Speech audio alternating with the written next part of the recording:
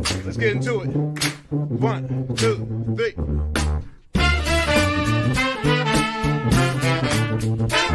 Let's get some more. Have it in. Get some more.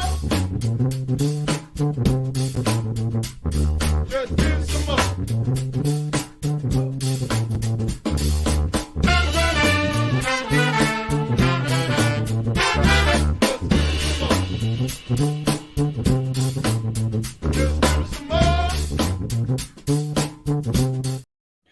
Why, hello, and welcome to my Whiskey Den, your favorite public access whiskey review show where craft whiskey is king. Whew. Sorry, just sipping on something there. What I was sipping just to get started. You know, you can't start a show without a sip. So I was just, see, everyone's got one in their hand already, so don't scoff at me, Mike. Thank you, everyone in the comments and the chat for being here right on time, bright and early. We appreciate every single one of you doing that. Mike, do you want to do what you did last week? Which spiel do you want to do? I don't care. Whichever one you want to queue up. I'll queue up the Barcart Co-op. All right. Hello. We are proud members of the Barcart Co-op. Barcart Co-op is a group of lovely, lovely people that all have like minds in the industry, in that we just like to have fun when we interview. We have several people in the chamber of the gun of Barcart Co-op, not to offend anybody. We have the big one. Oh, Patrick. Dude, damn it. I didn't know you were taking control. You took control. I believe I'm going to pull out the challenge flag and say, you said, go for it. All right. I'm off now. All right. The old one, the big one, the Granddaddy Distillers Talk with Alan Bishop and Chrissy Atkinson, where they get really nerdy deep dive with distillers and other people in the industry. They've had a really good string of interviews lately, including if you were interested in becoming a brewer, distiller, or winemaker, and you're like, boy, I'd sure like to have a place with a small footprint. They talk to a place that brings in shipping containers, plug and play with all of the equipment that you need. That was a really cool story of that with the business. Also, we have One Piece at a Time Distilling Institute, where Alan answers distilling questions and puts things to the test, including doing some distillation, talking about mash bills, troubleshooting, and if you were trying to set up your own little setup for essential oils, as it were. Also, because he doesn't have anything else to do with his time, Alan has another one about the supernatural. If you have ghosts, you have everything, which delves into, like, as I said, the supernatural, but also the spiritual side of spirits. And then the man, the legend, Tom Selleck himself, Reverend Turntable, with Kevin Rose and Drew Crawley, where they talk about the love of whiskey and the love of music. And they've had some fantastic guests on there. If you have not listened to that, you really should. They had a really great show with Nancy Fraley. That was a two-parter. Another two-parter with Steve Gorman of Steve Gorman Rocks, also former drummer of the Black Crowes. Let's see, the Cold Stairs, who I'm going to go see the Cold Stairs on Friday. And Kevin's coming in town to see him with me. So that should be pretty fun. Barcart Co-op. And last week on Barcart Co-op, they do a quarterly thing on the Barcart page. And last week let's see if I pull it up here.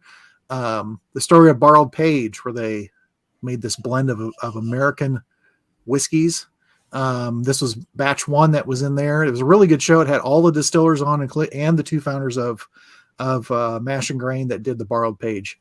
And blend 2 is coming out, or batch 2, I guess, is coming out somewhat soon. So good shows, good times.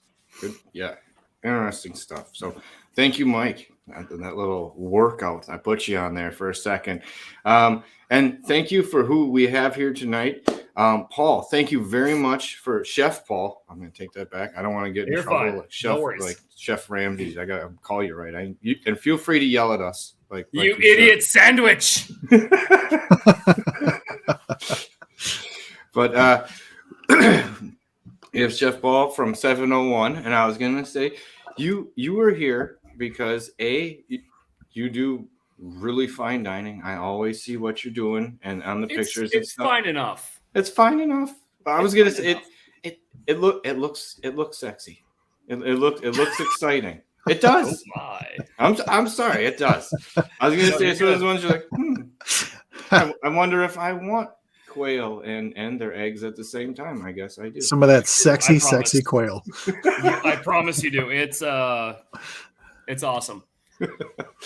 But we've seen what you've done with food. We wanted to talk about your past and history, but also you've done pairings. Like just recently, you did one with Far North, where you guys developed a menu based off of kind of cocktails and stuff that they had as well too. And we wanted to get into that at one point because that's a lot more than just the tasting of whiskey and the palate. I'm going to get into it here. I don't care. Our show doesn't follow a timeline. Why not? Let's. I mean, if we're gonna do it, let's just go nuts. I'm sorry.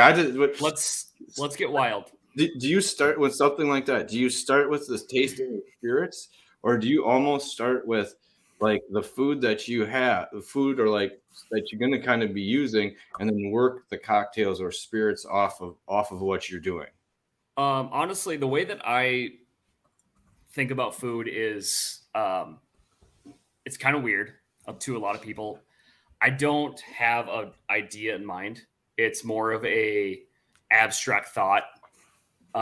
If you've ever seen the movie Ratatouille, and he eats the strawberry and you get the little fluty things going on, eats the cheese and the little pops going on, it's kind of like that. It's the best way that I can interpret it. And then it just kind of coalesces into like, what does this thought mean? And it's like, oh, I want quail. What do I want with quail?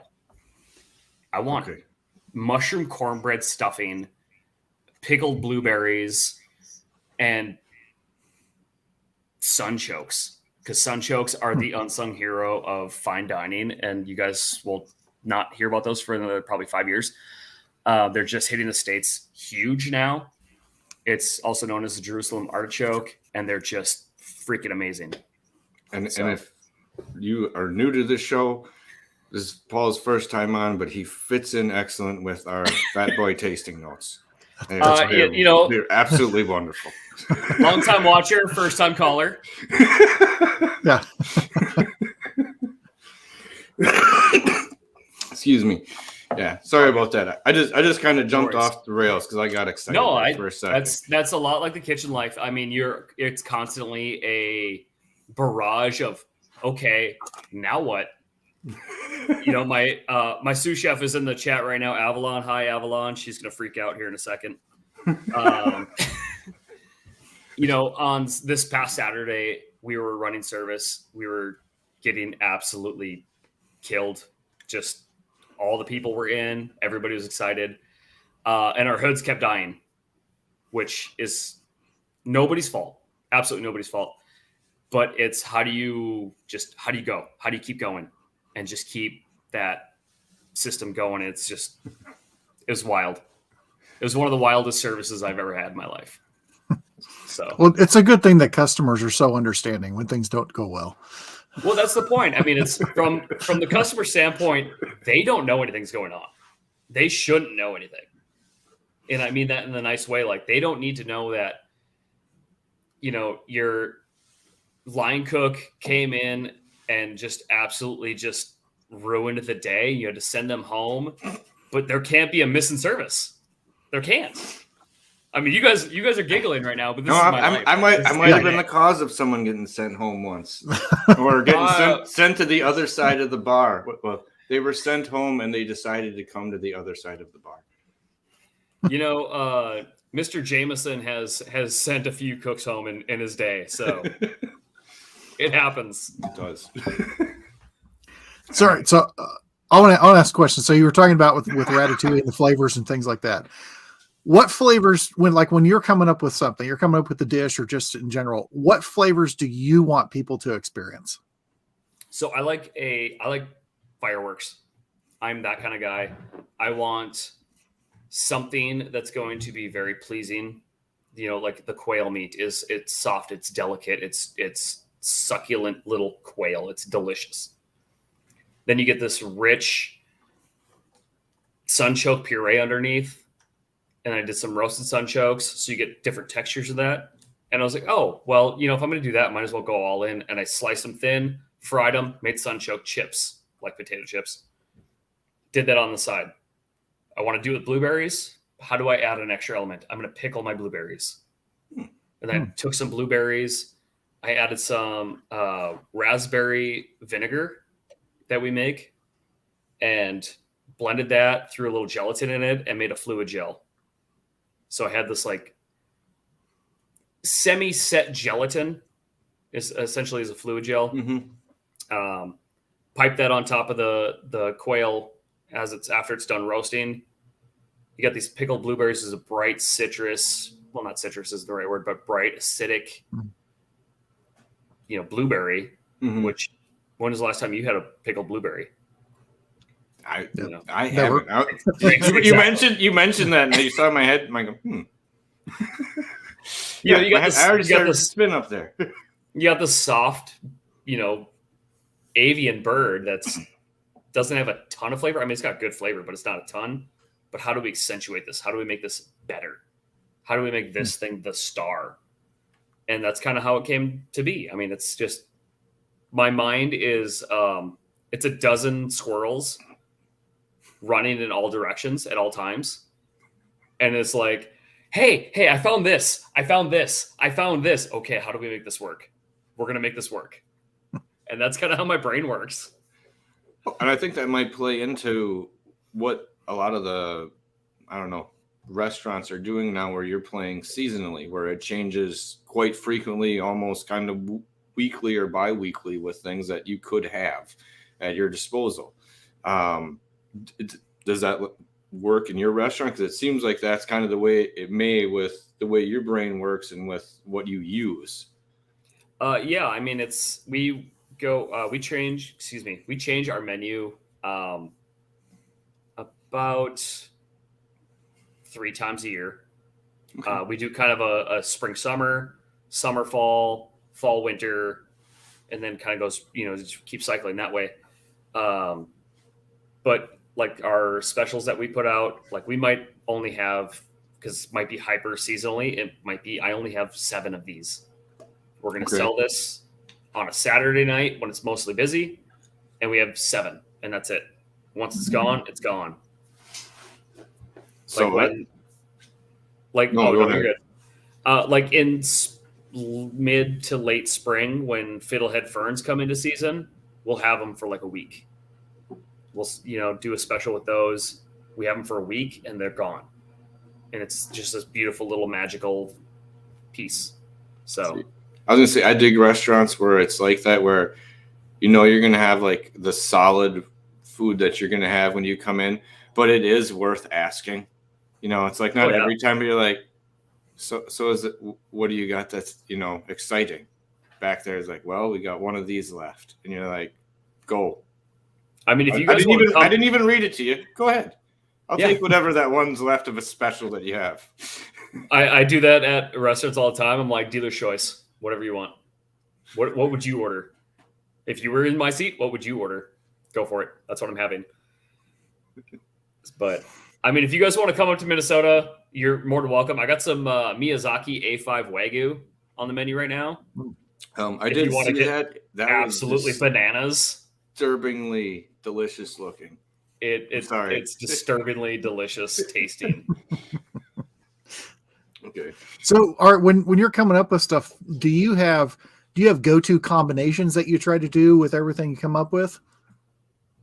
As far as like maybe it's flavors, or maybe it's textures, or experiences. Experience, yes. I want to hit every possible note you can hit. I want sweet, salty, savory, spicy, then that umami. Like I want to take you on a journey with my food. Sometimes it's awesome, and sometimes it's not as awesome, and that's okay. Not everything has to be a 10. It's like we have a bone-in. I have a 42-day dry age ribeye. Probably going to run this weekend. I just trimmed it today, actually, and I dry aged it in whiskey and a little splash of MSG just for fun. I remember this when you posted it. So I'm Yeah, intrigued. I'm intrigued as to how this turns out. And what whiskey did you end up using? Or are you not allowed to say because? Oh no, that's fine. I'll say it. It's purely for cost purposes. Mhm. I went with Bullet bourbon. Mhm. It's not over the top. It's not crazy expensive. I mean, don't get me wrong. If I could throw some, Old Fitzgerald 17-year Bottles and Bonds Spring Edition, I would totally do that too. But I'm pretty sure my boss would fire me. Yeah. On the spot, right? Just a little dab will do you. I left a little for you. Yeah, but in the dry aging process, I mean, that's really not going to make that much of a difference. You'd be surprised. Really? You really would be surprised. There's, I mean, when I cut into it, it just had this oaky cherry smell, and then this funky blue cheese. Ooh. And I'm only saying this because I mean, I'll sit down at home with an ounce of bourbon, rye, scotch, whatever, and just sit on the couch and just like for an hour. It takes me 3 hours to drink an ounce because I'm just in there, and my wife's like, "Are you done with that yet? Just really, you're still smelling." It's it's fun. Sometimes the empty glass is just as good as what was in it. You're not wrong. Mm-hmm. So let me spin it back a few years. When did you first kind of get the calling to be a chef, or know you wanted to go down the path of being a chef? And how did it start? Did you start in restaurants? Did you go to school right away? How did you get to where you are today, Paul? I was 11 years old. Mm-hmm. It was Thanksgiving, and I'm watching the Japanese version of Iron Chef while my dad is cooking. I know, right? The Japanese version. Sorry. If everyone it's all on Amazon, by the way. Just got to throw that out there. Is it really? Oh, yeah. Good. Binging hard. Sorry. We'll keep it on this. I did not mean to sidetrack on the Iron No, Chef. you're good. You're totally good. So much better. And I that was one of the first times in my memory that I had a almost adult conversation with my dad about food, because it was I think it was King Crab Battle, and it's such a core memory now that it's like I was like, God, this is like, you're excited about this. I'm excited about this. Other people have to be excited about this. It's kind of like that moment where you have like, your first like adult thought. I don't know how else to explain it. And I've always been interested in food after that. It was like, okay, this is good. How do I make this better? How do I do this? And I think like about a month later that, I told my dad I wanted like, sesame chicken from the local Chinese takeout place, wherever. He's like, let's make it. And I was like, you can do that at home? And but it was mind blowing for me. It was like, let's do this. And so we started, he showed me how to do it. My dad was always a great cook. He had everybody has their faults and whatnot, but dad was a great cook. And, you go over other friends' houses and have dinner and stuff like that. And it was like, this is trash. This isn't good. Go home, be like, can I have your cooking now? Like that wasn't good. Do we have left? Sorry to all my friends that I ate at their house when I was a kid. That I was like, good. I lied a lot. I had a mom that was similar. You come home like, do you have any leftovers? Like, what do you mean? Didn't you eat over there? I'm like, kinda. Yeah. I mean, I ate. I did what you told me to. Yep, exactly. Yes, you try everything. You just don't have to finish everything. Yep. And then that was a big key that I didn't see right away. And then years progress and worked in all sorts of jobs. I was a professional body piercer for a hot minute and worked at FedEx. And if I can't say that name, sorry. Is that it? they're like a pretty small business, so I don't think you're gonna get in trouble for that. I did a bunch of other random stuff. Did mail delivery overnights at an airport because it paid. And then my coworker was the kitchen manager of a Holiday Inn, and I was like, "Hey, this is not conducive to my life. It's not great for, my soon-to-be wife. You got a spot open?" He's like, "Yeah, I need a breakfast cook," and I'm like, "I got you. I'll be there. I'll be there right after shift, right here. When we get done at 7, I'll be there at 8." So started flipping eggs and making pancakes and short order kind of stuff at a Holiday Inn for a while. It's always neat. It's neat to see where that turn happens. You know what I mean? Because whenever you make that turn or the jump to go to something you really like or love, usually that first job is not that exciting. You know what I mean? It wasn't, but also it was, because sooner than later it was like, "Hey, I need you to do this. Can you do this?" Like taking on more and more responsibility, and I've never been the guy that's like really overly concerned about pay. That's just me, whatever. And it's like, oh, I have to do this now. And now I have to do this. And then that first time that you really screw up and you forget to do the produce order on a Mother's Day. I'm a 20-year-old kid. This is my first kitchen. I've been here for like 6 weeks, and you want me to start like running things. Sorry, boss. I screwed up. I'm going to run to the store now for like the next 6 hours and want to crawl under a rock. But it's, it was fun. It's exciting. It's an adventure. It's always something next. It's never stagnant and like, well, this is all right, I guess. So before we go too far away, this had to go back with one of your former jobs, but I know we won't get back to it. Is what's the most unusual body part you've ever pierced? It's what you think it is. Okay. Just imagine the weirdest part to pierce, and I've probably done it. So you got to do all that fun stuff. It's a little. See, some people think that's good. I also think that's a little disturbing. Not disturbing, but it's one of those things like you never know what it's getting tossed at you. I don't know. It's the problem with the body piercing. It was fun. Don't get me wrong. I enjoyed it. I love I love getting tattoos. I love all that whole kind of genre of stuff. But, it doesn't pay great in a small town in Minnesota. What I mean? It's a pretty conservative area. I'd say it doesn't pay well here. So in Green Bay, and we're a small town in Wisconsin, so it ain't no. It's not, yeah. I had friends that did the same thing, and yeah, you have to be very prominent, and yeah, it's even then still very, ebb and flow monthly. So yeah, it didn't pay the bills, and cooking always, covered the leftovers that we needed. My wife and I have been together for 18 years, 19 years. I'm looking at my wrist like I have a watch on. Just get the number right. You have to get the number right. Yeah, she'll correct me later. Don't worry. You ever made a mistake? Don't worry. My wife will tell you all the times I made a mistake.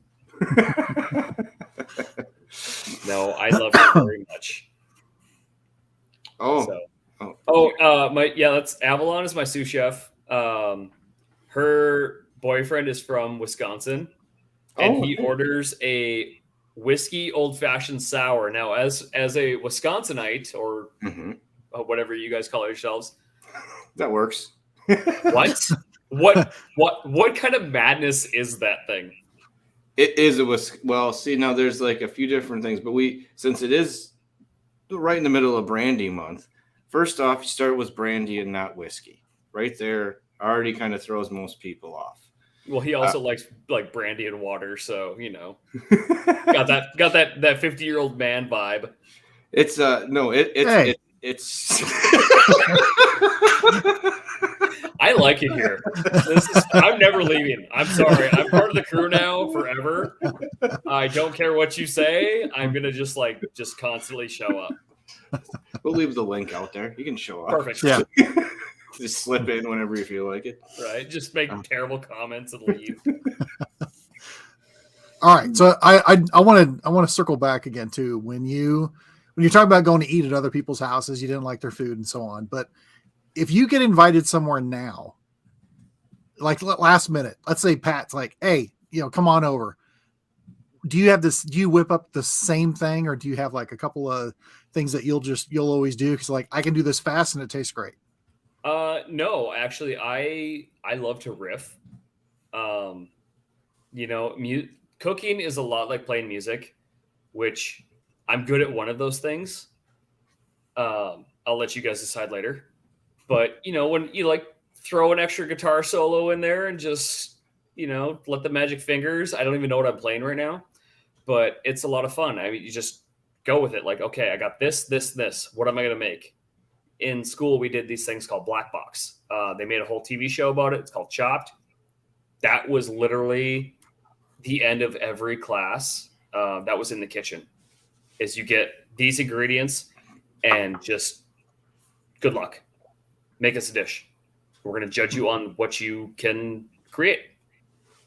So that's kind of how I look at a lot of things in the kitchen. It's just, how can I wow somebody with the most minuscule items?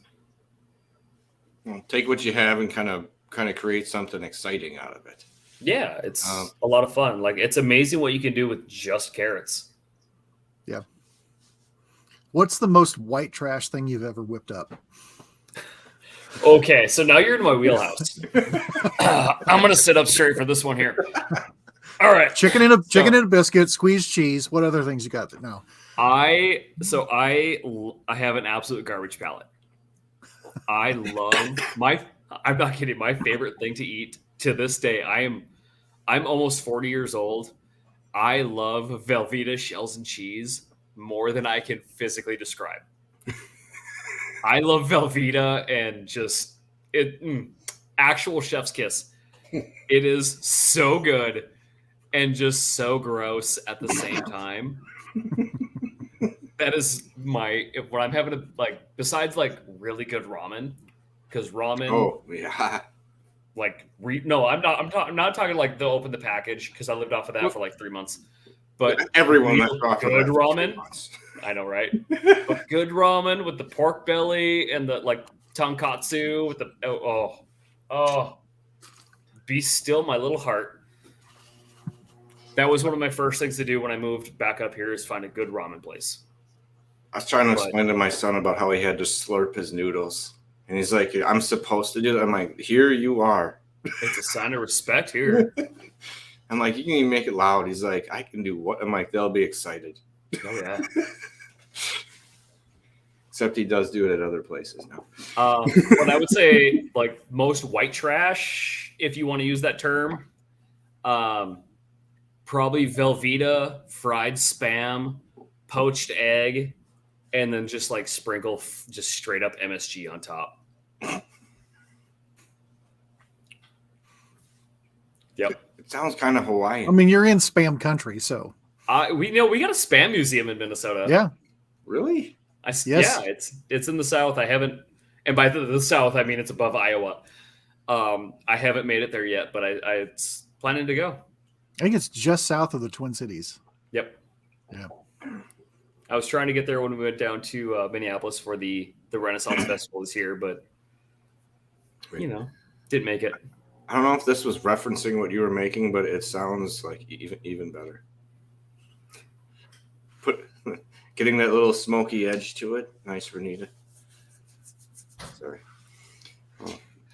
So with spirits in general, obviously you're into food and everything like that, and you're into spirits. Do you have a certain, like, what's your wheelhouse? What's your favorite? Is it Scotch, tequila, bourbon, gin? I mean, what's one of your one of your favorites, and you can't do that. I love everything. You got to kind of give me one. I mean, I do. If I had like gun to my head, last bottle. Is that what we're talking about here? I mean, sure. Okay. For what I have on hand, more what your favorite is. Talisker 10. Okay, a smoky. That's one. a good choice. Talisker is a nice scotch on the beach, and there's somebody having a bonfire down the beach. You get that kind of slight low tide in a good way, that salty, briny beautifulness, and you get that whisper of smoke that just like someone's having a great time down there, but I'm having a good time here. Okay, now have you ever paired that with anything? Not Talisker 10, no. Okay. I've done a few different whiskey pairings in my day. I did one with Dry Fly in Spokane. Spencer, I did a pairing with Dry Fly a few years back in Washington State because I was in Spokane, they're in Spokane, and was like, hey, what are you guys doing later? And they're like, coming to eat food at your restaurant and talking for 45 minutes about our whiskey. And I was like, you got it. So I did I think it was a 6 or an 8 course dinner. And I had a blast. Not everything went great. I'm not too proud to say that, I don't make perfect food every day, and that's okay, but I try to, and that's what we're trying to get at. So, well, Steph's never going to be perfect, nor is it going to be perfect for everyone's palate. Exactly. I mean, it's one of those things where I've done it before, and I try my best not to sometimes, where I get too excited about a place and go, oh, you have to go there, because people will do that to me, and then I go there, and now, not that the food's not even good food, it's just that I'm expecting to at that moment be like, like my mind blown. I'm gonna pop. I'm like, holy shit, yeah, I'm gonna go back and hug the chef too. That's what you built up in my head when I got here, and I'm like, no, it's just good. Damn. There are rules against that, Patrick. You say that. You wait and see what happens. I mean, legally, yes, there are rules. It's mostly insurance stuff, but some guy pushed his way back there and was like, "Where's he going?" And he walked back and was like, "I'm gonna hug the chef." That's happened to me. I love him. That's happened to me. I worked at a country club for a hot second, and guy gave me a bottle of Dalmore 12, and he's like, that was the best steak I ever had, and was just like bear hugged me, and I almost had a full panic attack. I was like, no touching. But I mean, yeah, it's things happen. No, that's how I look at it now. No, but that's awesome, because those are some of the other experiences that help put you in the path that let you know you're doing something right. You know what I mean? Like how often, I mean, seriously, in most chefs' lives, how often does someone bust in the back and give you a big old bear hug? Pretty rare. I don't know, maybe not. It's probably more rare than I want to admit, but it's mostly okay, Kevin, you're right. We probably do that at Wisconsin supper. We do that a little more freely here after we've had a few old fashions.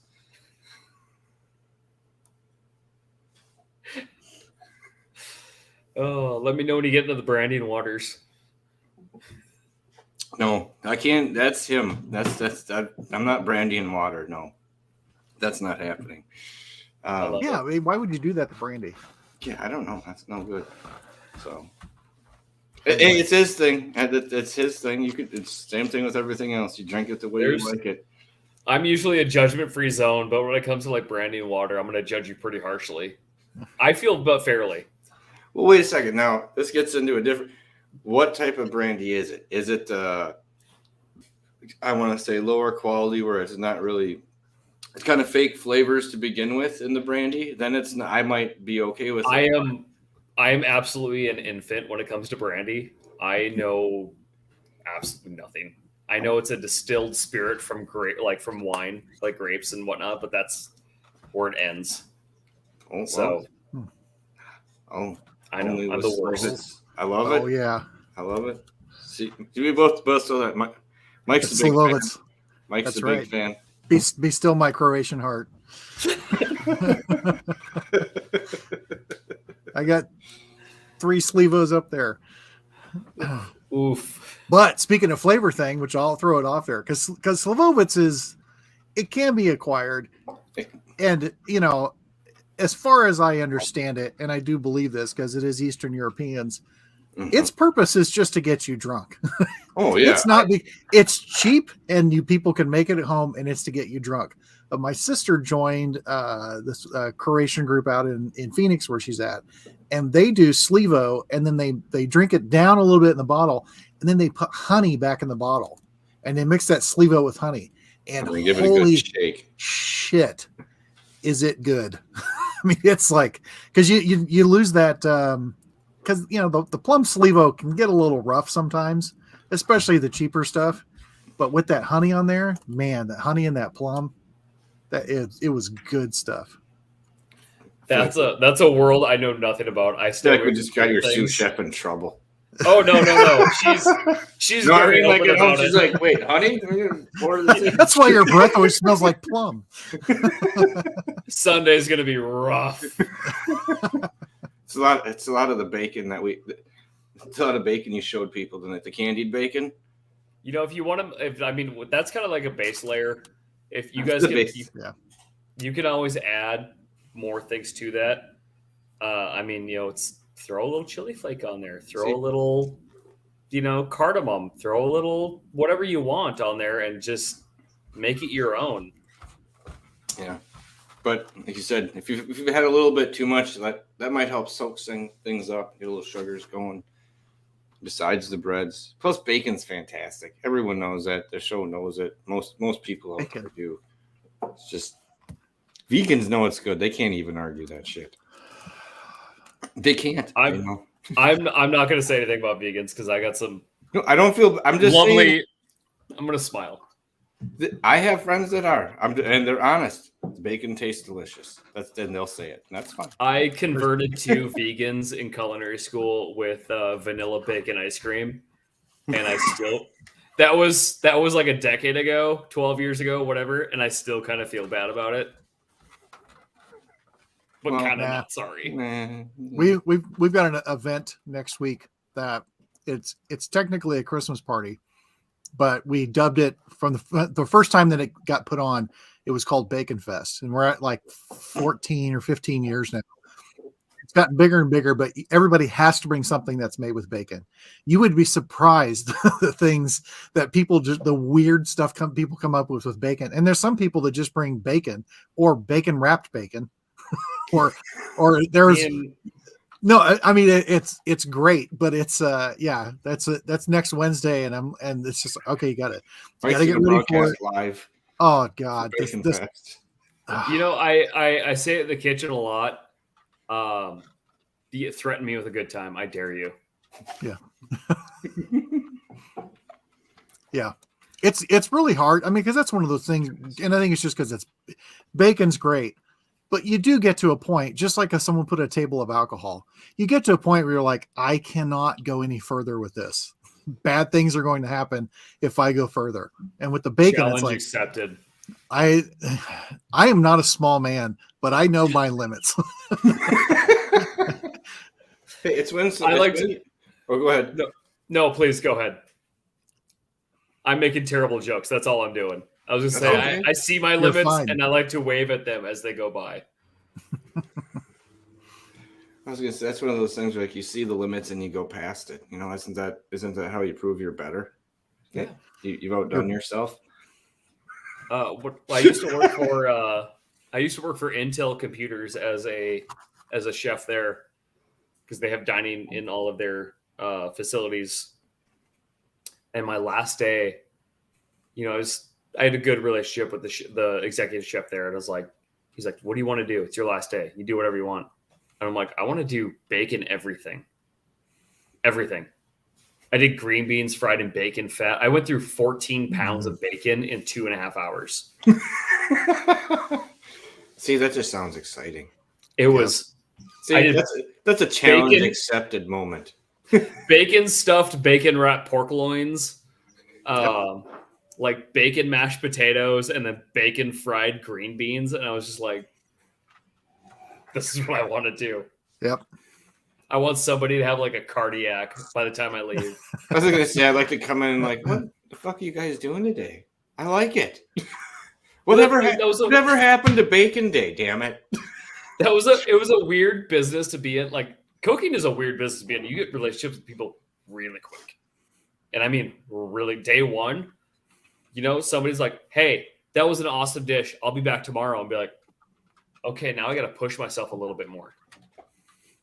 And we had this this guy who his job at Intel was to map out the processing chips, like the actual.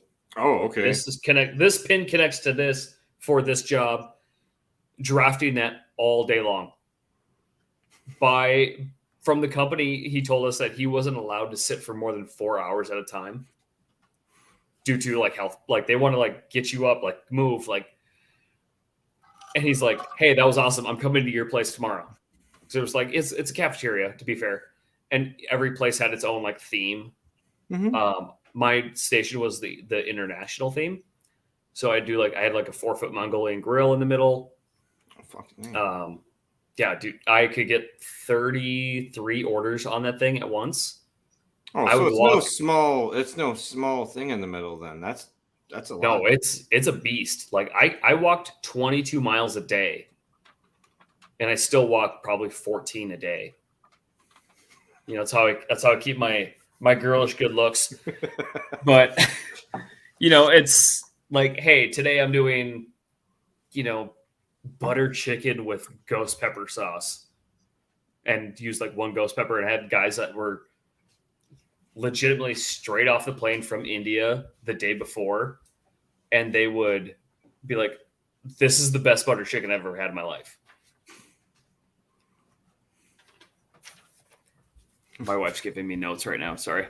I'm like, you have to get off, or you're in trouble with something. No, I'm getting notes like that too. Or if you notice the lights changed, I had to pause it. I'm like, hey, quit screwing with the lights.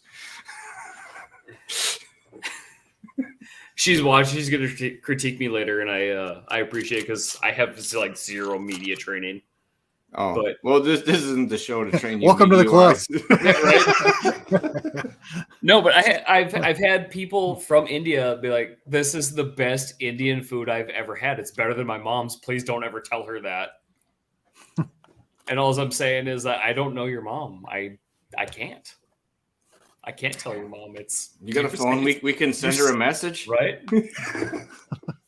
By the way, your son likes my veal better than yours. He just said he had the best ever. I don't know. Yeah, right. Some look like no. I went the wrong way. I was like, all of a sudden, this like recipe gets text to her phone. Who the fuck is this person? Why do I have a recipe? Sorry, new phone. Who dis? Some random Punjabi dish that nobody makes. I'm not going to be too concerned about it. But yeah, you develop these relationships with people so quickly. You know, they become regulars, and it's kind of staggering how fast you learn people. We have a guy come in every Sunday. He gets we call it a farmer's breakfast. It's eggs, toast, hash, and meat, bacon or sausage, whatever. And in Manhattan, every day, 10:30, every Sunday. Sounds like a good guy. I don't know his name, but I'm like, that's the guy right there. I was gonna say those are the ones that like diners and stuff remind me of like my grandpa or my uncle or something, where it was 4 o'clock was martini time. You know, like we're always, or like, you know, like my grandpa's always going here to get this and this if we're going whatever. Louis Anderson had a bit about this where he was like, his dad was going to go to like some place to get bulk oil, but really that meant we were stopping by the VFW to get us, you know, this and a drink for him and something. I'm like, there's a lot of that happens. Or it's like, oh, we're going to stop and do this and that. So, I don't know. Sorry. I love the Louis Anderson reference. That is the most Wisconsin thing I've ever heard. Well, I just listened to it recently, and I was like, you know what? You're saying it. And if you're of a certain age, everything you're saying is 100% goddamn right. I get it. It's, I mean, yeah. I'm sure you're close enough to the Midwest. I'm sure you can appreciate some of his I'm like statements. 20 feet from you. Oh, I meant Mike, not. I grew up in Kansas City. I grew up in Des Moines though, so yeah. You're close. It's just, no I just moved a little south. No one wants to get an ice ball in the ear, I mean, I remember being a kid going to the John dealership with my grandpa, and he had a bag in his hand. He put it on the counter. He's like, "I'll take 2." And they're like, "Can we do anything else for you?" I'm like 7. I have no idea what's going on. He's like, "Get the boy a hat." And they bring a case of hats. Turns out Grandpa bought 2 like combines with cash. Just an everyday thing in Minnesota. Ooh. Well, on that part of it is that I love when you can't tell who people are, and people are like will judge you, and they're like, "Don't judge whoever's coming in. You have no idea who has money." Oh. I'm like, there's been many times. One dude came in, and I actually had to clean the store because of what he was wearing and the mud he was on afterward, just because it was all over. He spent $200,000, so it's kind of hard to bitch. Everyone's like, "What is it?" I'm like, "Hey, I wasn't not thrilled at first either, and I'll be honest. If you were listening to me the first half hour, I was complaining. But he is normal, and that was half the battle. And then all of a sudden, he did that thing that you don't expect. He's like, "Well, do you want cash?" I was like, "No drug money." You know what? It's funny. Just no drug. He talked to the boss on that. That's a lot. No, I don't know about that. Sorry. Once you get over a certain amount of, I don't know. I don't like taking that much cash. It's weird when it's. I mean, I work in the back of house. I have rules. I don't touch like the liquor room, and I don't touch money because, well, for 2 things, I have to wash my hands a lot already, and that's how people get in trouble in kitchens. Is liquor and money. That's 2 things that can easily disappear. I don't touch either of those things on principle. My boss came up to me the other day. He's like, "Hey, we're changing the locks in the liquor room. Let me give you a key." I'm like, "Nuh-uh, I don't want one. You're gonna give one to my head of. You're gonna give one to my head of prep. She doesn't drink at all, and she only needs to grab like box wine for deglazing pans. She's the one that gets the key. She's in charge. Well, she is already." All right. Well, I'm gonna pull back just a little bit when you're talking about setting up the pairings and stuff again. And you were saying you really went to Talisker. So I was gonna say kind of Scotch, a little bit smoky, a little more kind of medicinally note is something you typically have.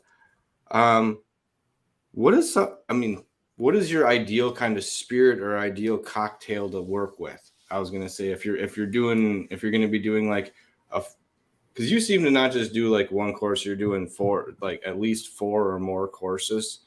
So the way that I like to market it as 4, and so the last one I did with Far North was a wild game feed, and we have to go through like USDA farm raised wild game, whatever you want to call it. I mean, elk is expensive. Elk is terribly expensive. I wish I could go out, take one down, clean it, and sell it. I wish I could. I legally can't. And so that's where I'm at with it. I'm bound by laws that I don't necessarily appreciate, but I have to follow. But normally we did one with this wonderful people, Theraldson Family Farms. They raise American Wagyu. Their cows come straight from Japan. Their lead bull, Ernie, costs more than my car. Yeah, I was gonna say, I'm like, wow. He's a 6-figure cow. I'm not putting a number on it, but that's fine. I would. Whatever you think it is, that's it. You nailed it. So we got to go out to their farm and meet the cows, and I got to like pet a cow that's worth more than like my wife and I's cars put together and our, college debt. And it was great.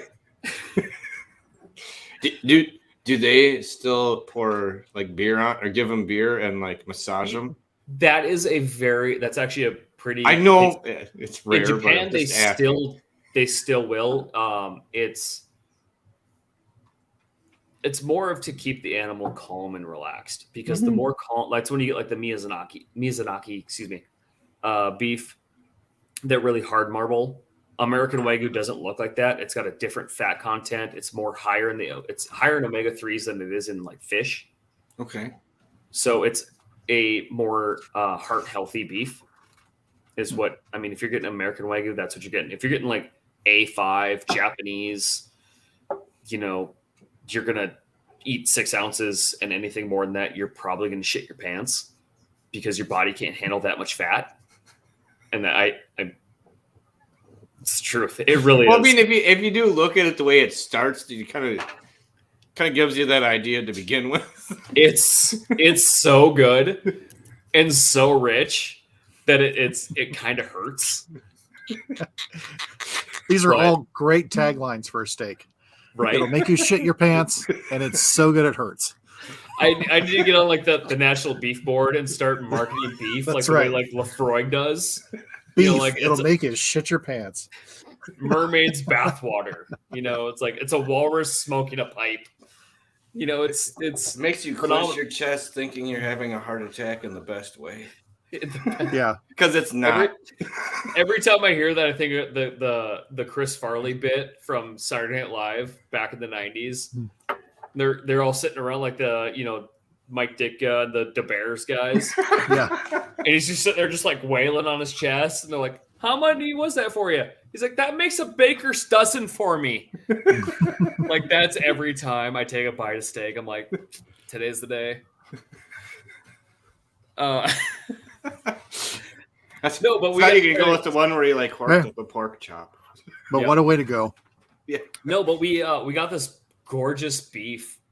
It's some of the best I've ever worked with that is American grown, and it's tremendously good.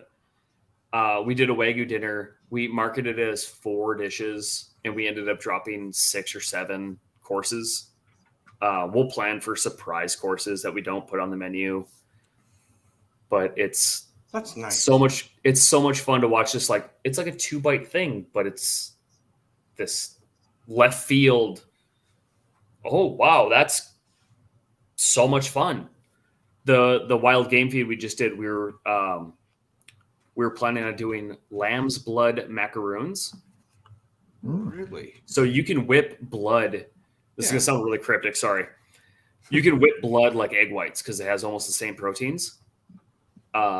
And we were going to do that with some almond flour and make a juniper jelly filling, and it was going to be a blood cookie. But do one of those on a nice little plate, and like people drop it, and be like, there you go. Bite in, like, wow, this is so much lamb and juniper and just amazing stuff. And be like, oh yeah, your cookie was made of blood. And everybody's like, oh my God. That was going to be my question is, would you tell them? Oh, afterwards, absolutely. Yeah. 100%. Because when you go into something and you're like, I'm going to try this regardless if it's in my wheelhouse or not. Great. Did you enjoy it? That's the important part. Was it delicious? Yeah. That's the most important part. And after that, it's all like, it's just an experience. I was going to say, that's one of those things I could see like catching on at a restaurant or bakery that you didn't prepare for. Like, well, we didn't expect the blood cookie to be the thing, but it's really that's a quarter of our goddamn sales. Every chef ends up being known for something, and my hopes it's not something like tater tots and ranch. I want it to be a little more. I'm not judging anybody. There's zero judgments coming from this area.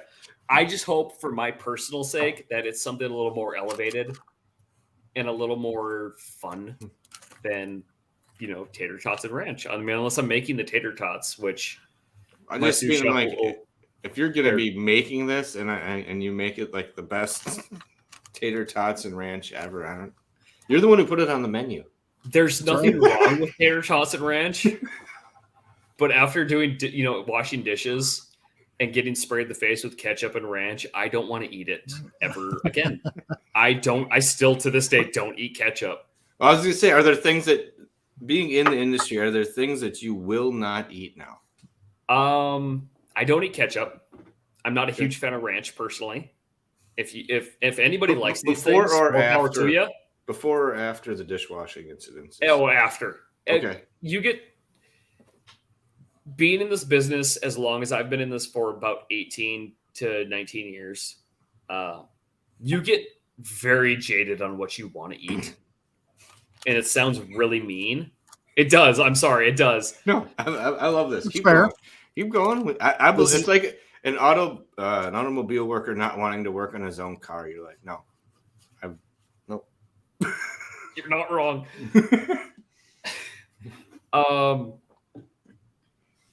No, it's you get hypercritical about when you go to restaurants. If I go to a restaurant and something's wrong, I'm like, this is bullshit. This is trash. And it can be amazing. It can be so good to 99.9% of everybody. But if one thing's wrong, I'm like, that's wrong. And that's all I fixate on. And my wife hates it. Being so into scotch, bourbon, whiskey, rye, whatever, people are having a lovely conversation, having a great time at a restaurant, and I'm looking at the terrible whiskey selection at the bar. I'm like, you can do so much better. Just so much better. You're putting, no offense to everybody, but you're putting Jack Daniels on the top shelf. Really? That's where we're gonna be? Okay. That's where we're at. It's a pretty bottle. It's a beautiful bottle. No, for bottle wise, top 5. It's fantastic bottle. What's inside is not my favorite. It tastes like, bad banana bread and walnuts. But that's just me. That falls into the Jack Daniels, along with Jameson is into the shelf whiskey across the world. And then all of a sudden you find out they have other releases and you get angry at them. Yes. For making their base product afterwards. I did that with Jameson so much. I was like, what in the fuck do you make this for? Normal Jameson, the metallic taste in your mouth. When you have everything in the distiller's collection or stout or everything else you do over here is like, well, it's that allows them to make it. That allows you could still fix it. You could still fix this a little bit. You can't. No, you can't. There's no. Come on, I don't want to feel like I'm getting like mercury poisoning when I'm drinking. It's not fun. Then drink something else. That Jameson allows them to do things like Method and Madness or put out the other age stuff. I'll go get something else. I remember the day collection. Yeah, I remember the day that I learned that Middleton, who makes Jameson, also makes Redbreast and Green Spot, one of my favorite Irishes. I was physically angry. But I will tell you, working in the restaurant world, it puts it in perspective, though, because one of my sous chefs was this was a New Year's ago. She's flipping burgers, literally just making cheeseburgers to guests in the lounge. And every cook in the restaurant is making these elaborate 12 to 32 component dishes for the New Year's dinner. And she's pissed. And she's like, why am I just flipping burgers? I looked over and I'm like, you're the reason we get to do all this. You're the one making money right now. That's what you're doing. All of this is smoke and mirrors and fun show. You're doing the actual work. And I watched it click in their head. I'm like, oh, shit, that's how you make money in restaurants is you sell burgers. And I watched The Existential Crisis, and it was just beautiful. Everything's a lie. It's all burgers. I don't know what to do. So have you ever thought about doing something with doing like the ultra aged dry steak and then like a side of tater tots or diced Spam? That's Just funny to- that you say just, that. you know. The Wagyu dinner that we did this tremendously beautiful piece of American Wagyu. I mean, it was one of the most beautiful pieces of meat I've ever seen in my life. We served it with a Fresno ketchup. Okay, and elaborate. and it's literally ketchup and Fresno chilies that we fermented Okay. and blended them together. Okay. And then You were seasoned the anti-ketchup, taste. so I needed to make sure. I did not have the ketchup. I mean, I tasted it. I was like, yep, that tastes like Fresno ketchup. Good job.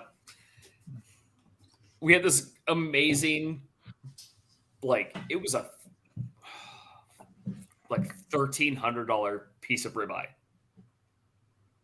It was a house payment. Just hanging out. Here it is. We served it with ketchup and tater tots. That tater tots that technically my sous chef made. I'm going to take credit for it. That's what you do as a chef. As you should. That's right. She's going to yell at me. No, I'll Oh, get that in the chat. I'm going to catch so much shit tomorrow. It's going to be phenomenal. I've had this in full screen right now. I've been avoiding the chat altogether. So just, It's all good. yeah. But yeah, curry ketchup. I see That does going back here. My wife's taking care of business in there a little bit. Oh. Yes, I do not like Cool Ranch chips either. Neither? Oh, well, that's fair. And They just, I believe it is in Fargo, if I'm right here, Paul. Where your restaurant? Fargo, yeah. I live on the I make the joke all the time. I live in Minnesota, so I live on the right side of the country. Mississippi River. Got it. Yeah, terrible dad jokes coming in hot. Oh, Mike doesn't. We don't even know what state Mike's really in. It was up for grabs a couple of years ago. I mean, that beard might. I mean, he might actually be in Mordor right now. It might be. Later, he's gonna blow the torch of Gondor. I'll whip out my axe. Jeez. Oh, I love it. Wait, and no one knows where Ben is. So Yeah. What happened? I've been friends with Ben for quite a while via the Facey space and whatnot, but the day that I'm on, he's like, "Nah, I'm good." What an absolute jerk! Last time he was with us was June. Serious? Wow. Yeah. Have I been out of the loop that long? I even did a thing. I should bring it back. That was called Eve's Under Siege, and it was like how many days, and so we'd pull up how many days it's been since we've seen or heard from Ben. Hi, Richard. No, I want to come back to Austin and hang out at the Crowded Barrel and the Wizard Academy because you guys are awesome. oh, that's just Yeah, That's Dave, just it's the other way around. But no, but Ben's tearing up his new job at Jefferson's or Kentucky Artisan. Sorry. No, I get it. I follow him a lot, and He's like, good on you, man. Keep fighting the good fight, if you will, for the whiskey world. They got the new announcement they had with Jefferson's doing their own distillery and stuff, so things are kind of opening up, and I think they're finally hiring a couple more people. There's rumors that Benji may come home. We don't know. There's rumors about it. Okay. Stray dogs. On that note of them getting their own distillery and all that, the $20 million add-on. I don't know if you guys have noticed, but every distiller in Kentucky just got like $20-40 million to open expansions. I'm gonna go 40 to like almost 2. I mean to 80 240. It's been a large chunk. Okay, this is interesting Is it because coincidence? no, Or- no, this I'm and gonna- maybe I'm for gonna- them, but I got into this because the point where the craft movement was kind of expanding and kind of honing into the point where some of them you got bought out by a couple of them, and then it almost seems like they're rightfully or not like a push by the upper tier to the only thing you are going to be doing at this point is coming out with other releases taking up more shelf space. Like, do we really think they're going to fix the whole Blanton's allocation issue? No, that's not happening. It'll never happen. That's an audible eye roll for me. No, I don't care. $280 million, that will still never be fixed. End of story. I don't know if that's them or not. No. But my personal opinion is I don't understand the hype behind Blanton's, and it's all hype, and I personally just don't get it. So I mean, hopefully people don't crucify me for this. It's okay. It's for $50 a bottle. It's fine because you got a cool bottle that you can use as a decanter the rest of the time, and it's not like you said. It's not bad. It's just not mind blowing for the hunt that everyone says it is. But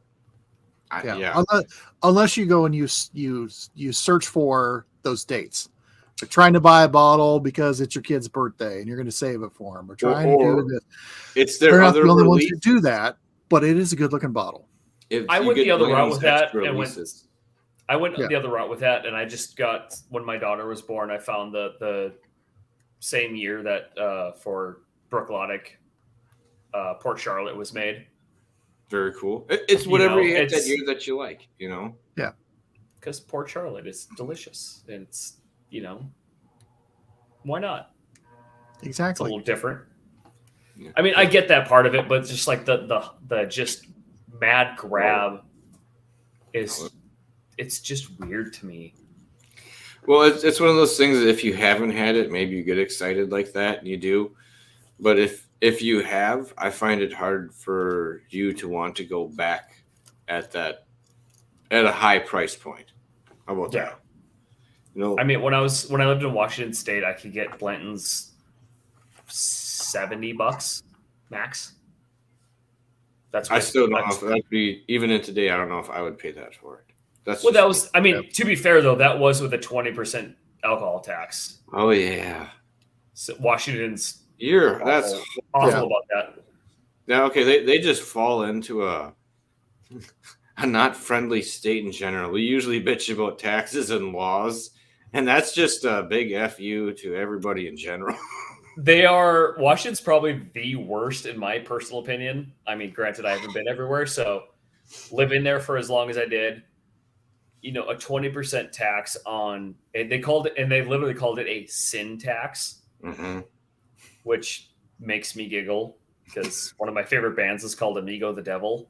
I have. That's also how we get a lot of menu development done is a lot of Amigo the Devil and Bridge City Sinners and just a lot of like angry stuff blaring in the music in the kitchen. So, that helps.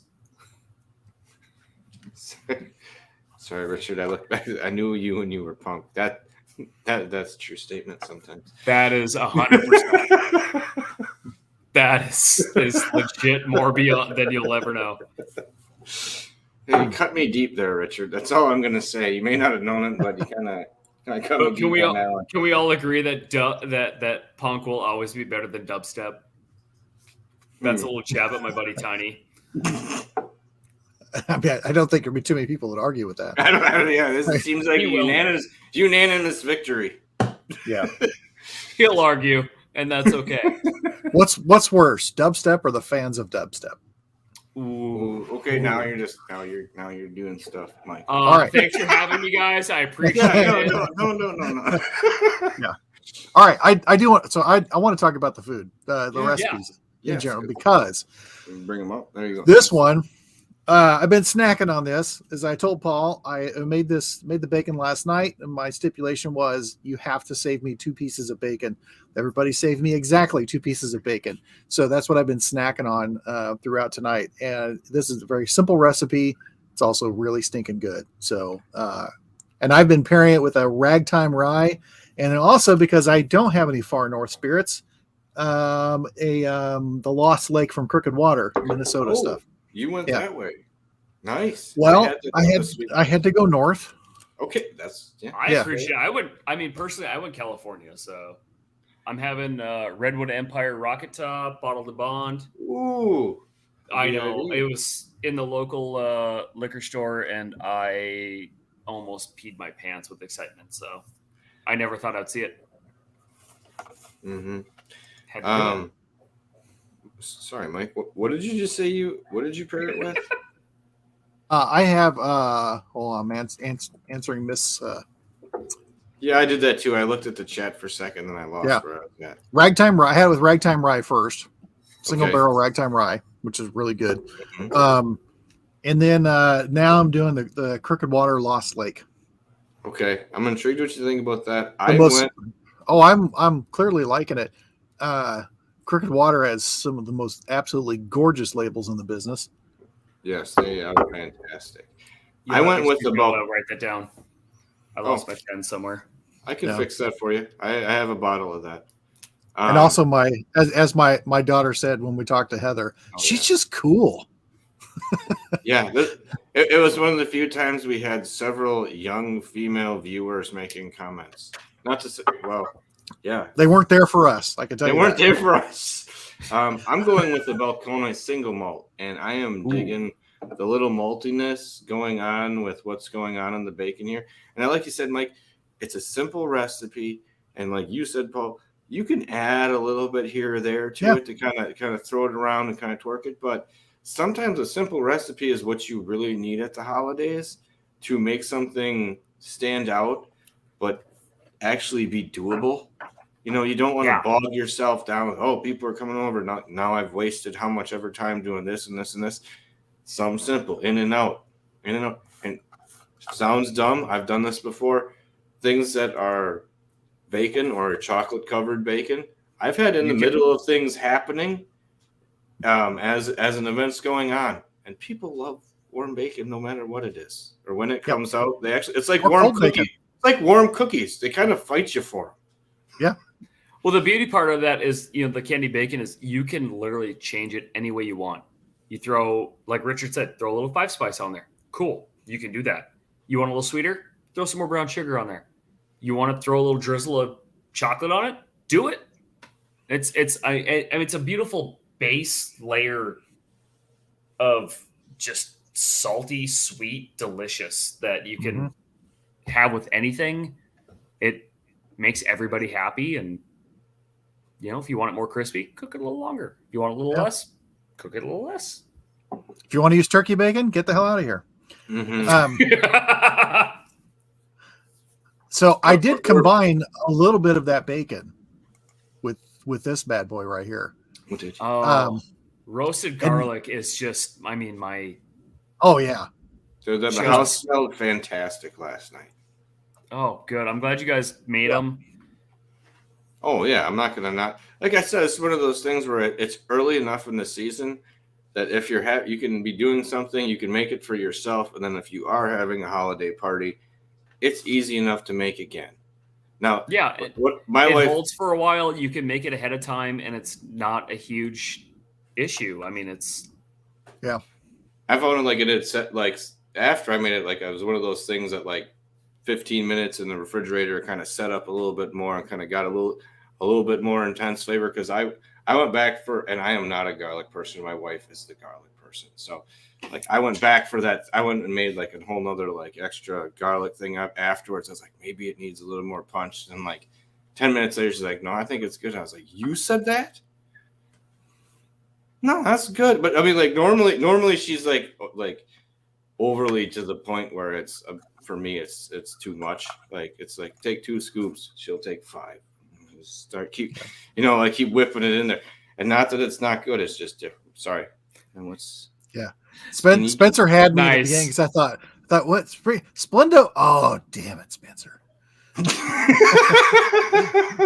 You had me too. I was reading. Yeah. What are you new special doing? on Friday? We're doing skinny candied bacon. I will be crying a lot. Yeah, just to make sure that the recipe's right.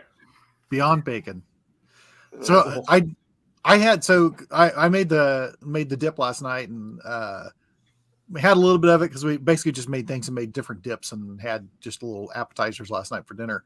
And but tomorrow night, because I figured sitting a couple days in the fridge, I thought might not be too bad because that makes a pretty good amount, that dip does.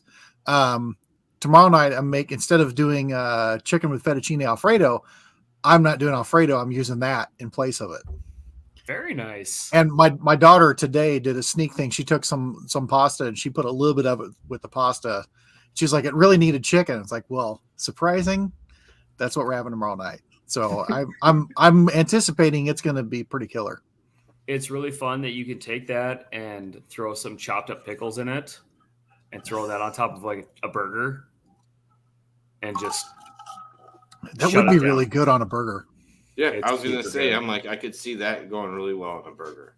You know what would be really good is because turkey burgers have no flavor, and I do different things. No, I basically mix them up like a meatloaf to make it so there's flavor and put stuff in it. But that on top of a turkey burger would be pretty killer. Even one little bit better is that throw the turkey away and actually just use really good beef. Yeah. Well, there's that. I know it's heart healthy and all that good stuff, and we eat minimal red meat in the house, so. Boo! No, you're good. I'm just teasing. It's a Midwest thing, you wouldn't get it. No, I do have no. Trust me, it's there. There was many times that it's like, all right, we gotta dial it back for multiple reasons, but yeah. Got a lining of Polish sausage around the heart, makes your heart beat stronger. Yeah, that's how you can feel it. That's right. When you take a bite and just like, oh God, it's just work. You get that look from your wife. Are you okay? I'm like, yeah, I think so. I am now. Give me a minute. Yeah. Need to drink water. I'm not choking. I promise. I already bought my Polish sausage and my blood sausage for Christmas, so it's waiting for that. So the blood cookie though. I'm sorry. I think that's neat. I think that's very usable. I like that idea. It's a real thing. This is a little sidetrack. How many of you guys have tried lutefisk? I have not. I've only been in the presence. Okay. I am sending you one of the worst presents ever. And I'm so excited about it. It is cod. It's cod that is cured with lye. Yep. Now, if you're beyond 7th grade, chemistry, lye will kill you. Mm-hmm. But you soak it in 7 different water baths, and it comes out as a gelatinous fish. And you heat it up, and traditionally you eat it with butter, like enough butter where you taste butter, not fish. And then you eat it with lefse, and that's how you do it in Minnesota, especially in this area. And then you hate yourself for the rest of the year. So that's why you should do it at the end of the year, so then that way it doesn't last. That's why we do it at Christmas. You get a couple of cocktails in you, and it's hey, let's have the jellyfish. That's good. Yeah, thanks, Grandma. Yeah. Focus on the jelly. I promise I won't send any, but it is definitely it's an area thing. It's in the grocery stores now. It is. I've seen it in plenty of places. I was gonna say I haven't had it in quite a while, so I don't really remember what it tastes like to me. It was a rule at family Christmas that you had to try it at least once. And my mom was smart enough where I was knee-high to a grasshopper that I don't remember it, but I've eaten it, I guess. I've only seen people just recoil in horror of like, yeah, it's good. That fake laugh. It's like taking a shot at Everclear. Oh God, it hurts. It's okay. I'm fine. Switching. Sorry. Switching over to the brimstone. No. This is yeah. What was it? Oh, a little bit of brimstone to kind of clear it up. Yeah. I was just going with the cod cheeks because there are a couple places up the Apostle Islands that are known for cod cheeks, and actually they were pretty damn good. I would not have thought so. But another one of those things is just try it when you're there type of thing. But you're lutefisk, man. I'm iffy. Yeah. I question a lot of people's sanity when they're like excited about the lutefisk dinner at the Sons of Norway. And I don't know if my neighbor Gabe is still on right now. It might be the most insane man I've ever met. And I mean that in the most loving possible way. He's awesome. But lutefisk is not. It's an acquired taste. I had relatives that would do stuff like that, and I was just like, no, I could not jump, and they would just go through the whole thing without a problem. Jeez, no, and that's what I was gonna say. You had me kind of nervous. Where it was, I don't know if it'd be on that Merlot level, like Dave was saying, but no, you know what? I would rather have Malort than lutefisk. Okay. I put the two of them together, though. Just wait, Mike. Now he's sending this to us. I have something to send to him. You put lutefisk and Malort together, and that's how you get Stroopstramen from Iceland. And that's when people throw up. Are you like being serious? I don't know. I was like, "This is a real thing," because that's how people are like, "Well, I could." Yeah, that's how you make it. It could happen. It's just Malort and lutefisk. They might surprisingly pair well. But I bet you they probably would. I was gonna say because that herbal note now. That's true. Okay, but since he's sending us this, I think I have to send him some IPA, Mike. If he's sending us fish this, yeah. See, I could return the favor. Challenge accepted. This one. So have you, Paul? Have you had brimstone? I have. Okay, so wee bit. This is actually brimstone, lineage, and I can't remember what else I mixed into it. It is phenomenal, by the way. It is just that weird brimstone-y scrub oak, that weird cantaloupe flavor in the middle of that lineage. And I think I threw some random scotch that I had. This is like a quarter ounce. Like, oh, it was sorry, I'm Compass Box Orchard. Oh, that's a neat toss in on that one. Playing off that fruit. Mm-hmm. It is just so good. I want to when the sun comes out, in 4 months in Minnesota. You get it. Oh, what happened? Like, it's dark at 4:00 now. It doesn't matter. It just gets it's gray and then it's black. And then it's gray and black for 4 months. And then once the sun comes out, I want to sit on my patio out here and drink some of that and just have a great time. So, Mike, you were mentioning the brimstone over the IPA forum. Do you think that's going to clear it up? That's not even a fair comparison. No. So I was going to say the how brimstone gets in your system and stays in your system. And one of my favorite things about brimstone is that you taste it the next day. Because it's just because you'll get up in the morning or whatever, and you might belch or something. And you're like, oh yeah, brimstone, and it's good. This I don't care. I'll say who it was. It was the IPA from that Yahara Bay made. And it was an experimental thing, but yeah, it's brutal. Here's the thing. It ruins your palate, and then like 9 months later, it ruins your night. It ruins the next day. It just completely wrecks your mouth and then all the way down through your body. I'm about to ruin all of your lives. I'm going to talk to Drecker, who's here in Fargo as well. They made a mac and cheese IPA. Oh yeah. That's the response they were going for right there. Their cover photo was their IPA with a rim of like the powder from like Kraft macaroni and cheese. And I may be thinking of the wrong thing, but they were probably like, don't drink this IPA. And it sold out immediately. I think they have a pizza one right now. I mean, if you guys want to get weird, we can get weird. No, but I mean, this isn't just weird. This was like I had it like say it was just out for like 3 months, and then I bought a bottle and I sat on it for like 9 months before I sent out samples, and then like I had some, and somewhere in that this thing just turned, like it turned into this perfumey, this old lady perfume that you used to smell in like Prangies when you tried to walk through the department, but you got the loft of everything coming from everywhere to the point where it made you nauseous, or it did me. I got the okay to like jog through that section or go around it because I'd go through it. I'm like, ugh, ugh, ugh. It turned.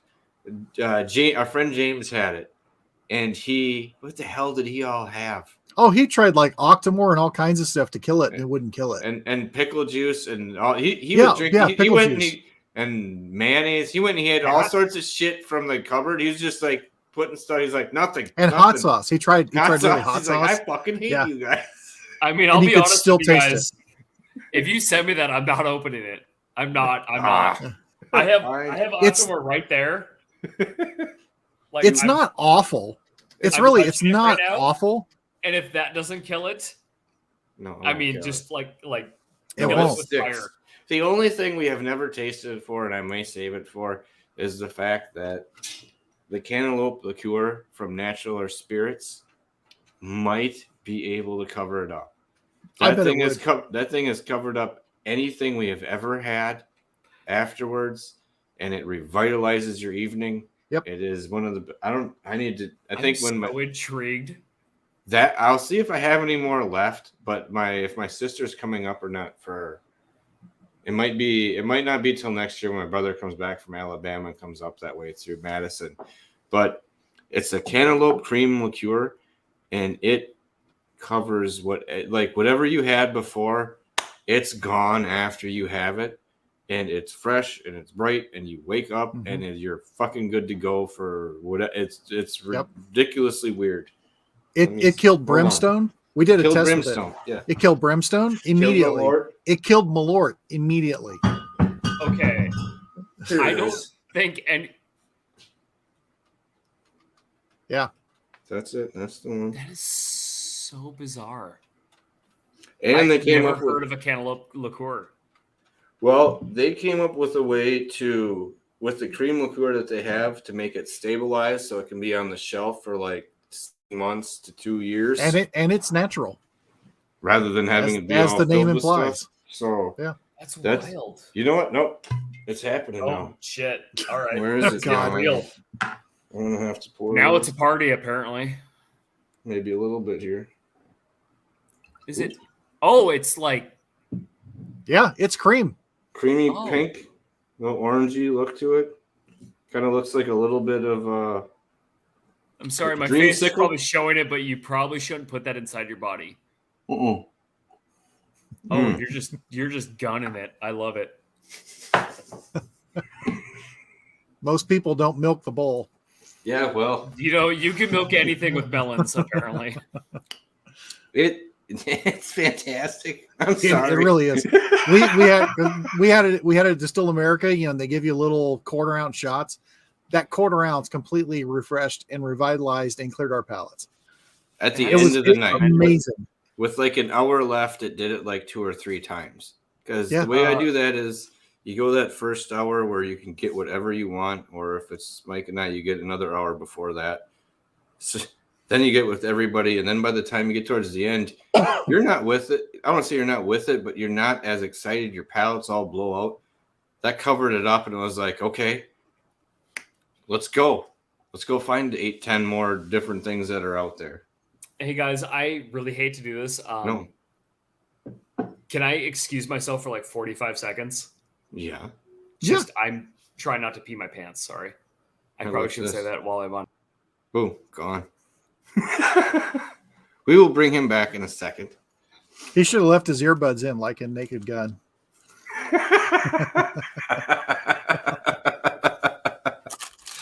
Now I have all sorts of things to say. But yeah, this is. Oh.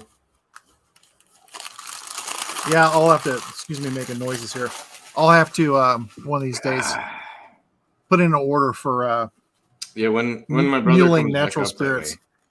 because it's this is one of those things that when we have the My Whiskey Den experience tasting at the end of the night, this is what you have at the end of the night, along with little natural spirits apple pie. These two And are the throughout best way. throughout the night too. Oh, if we were doing a heavy tasting, and you did a tasting, Yeah. add a little bit of this, poof, good to go. Yep. Best mini half shot ever. I wasn't supposed to pour that. I was supposed to hold on to that. Damn it. Okay, well he's gone. Sorry, Ben. Sorry, Ben.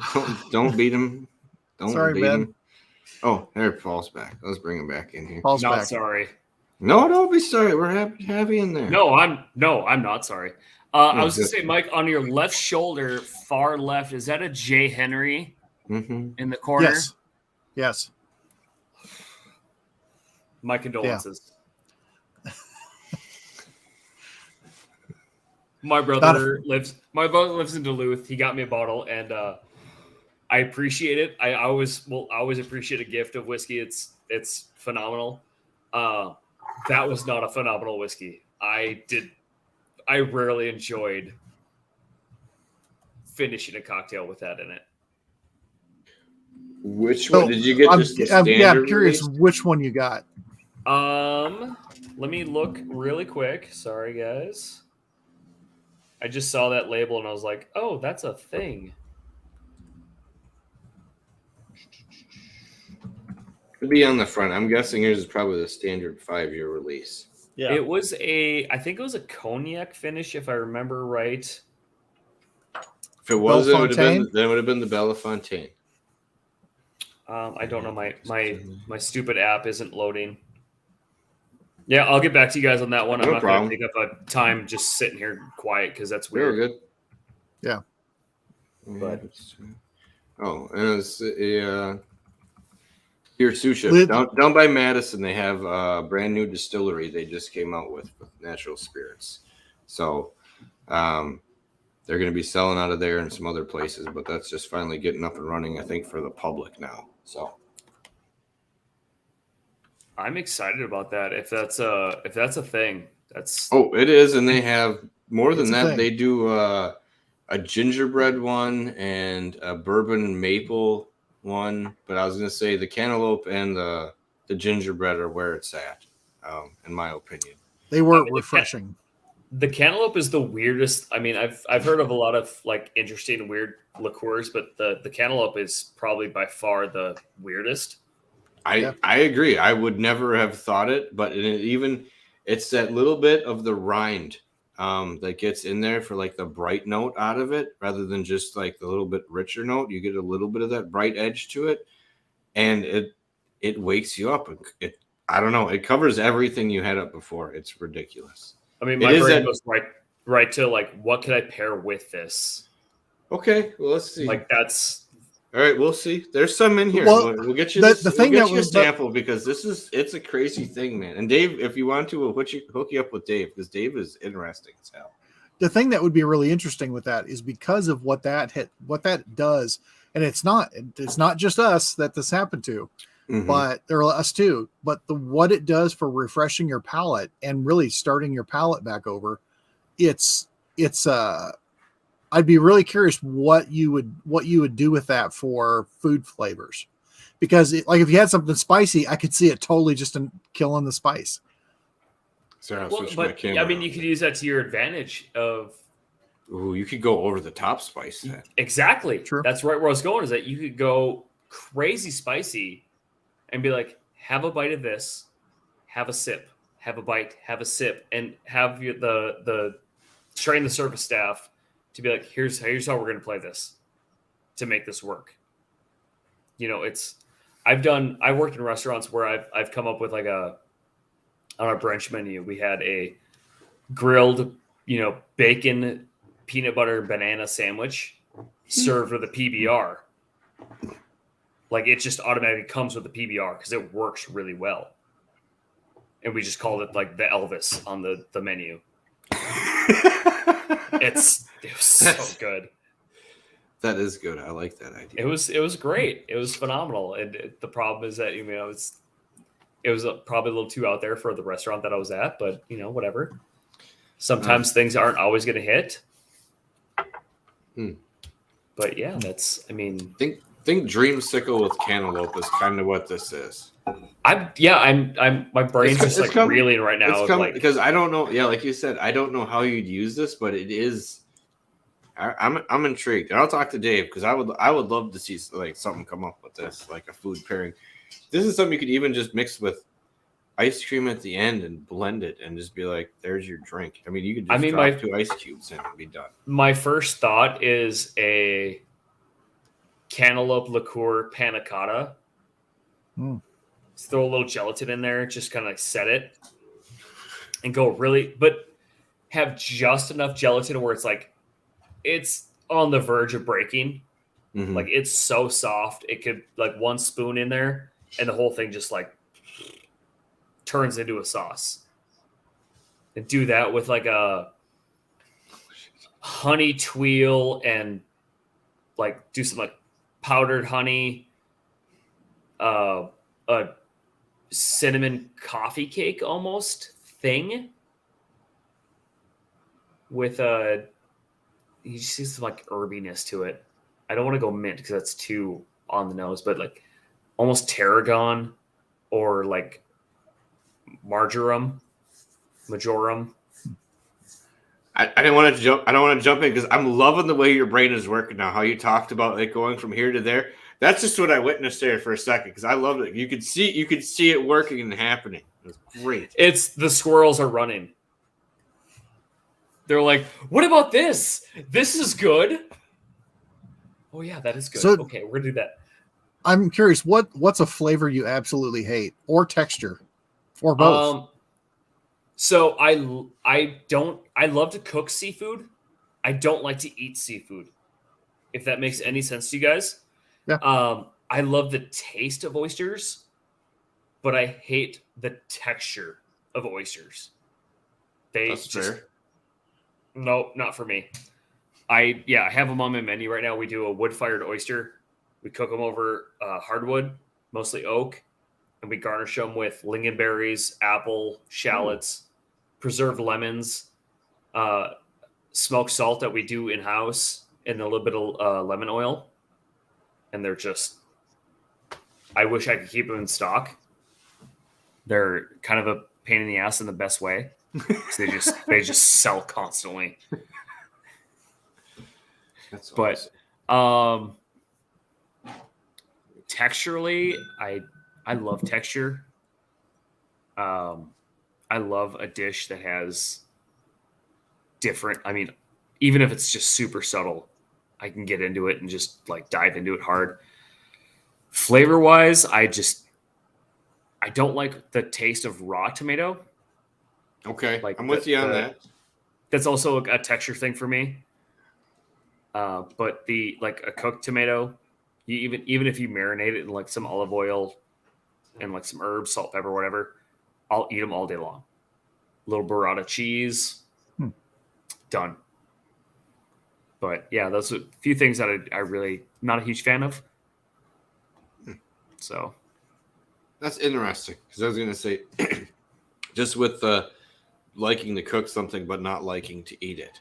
You know what I mean? Like it's just I'm sure that happens quite a bit with things where obviously you have to make stuff that's not everything's your favorite or in your wheelhouse, but you have to do it right.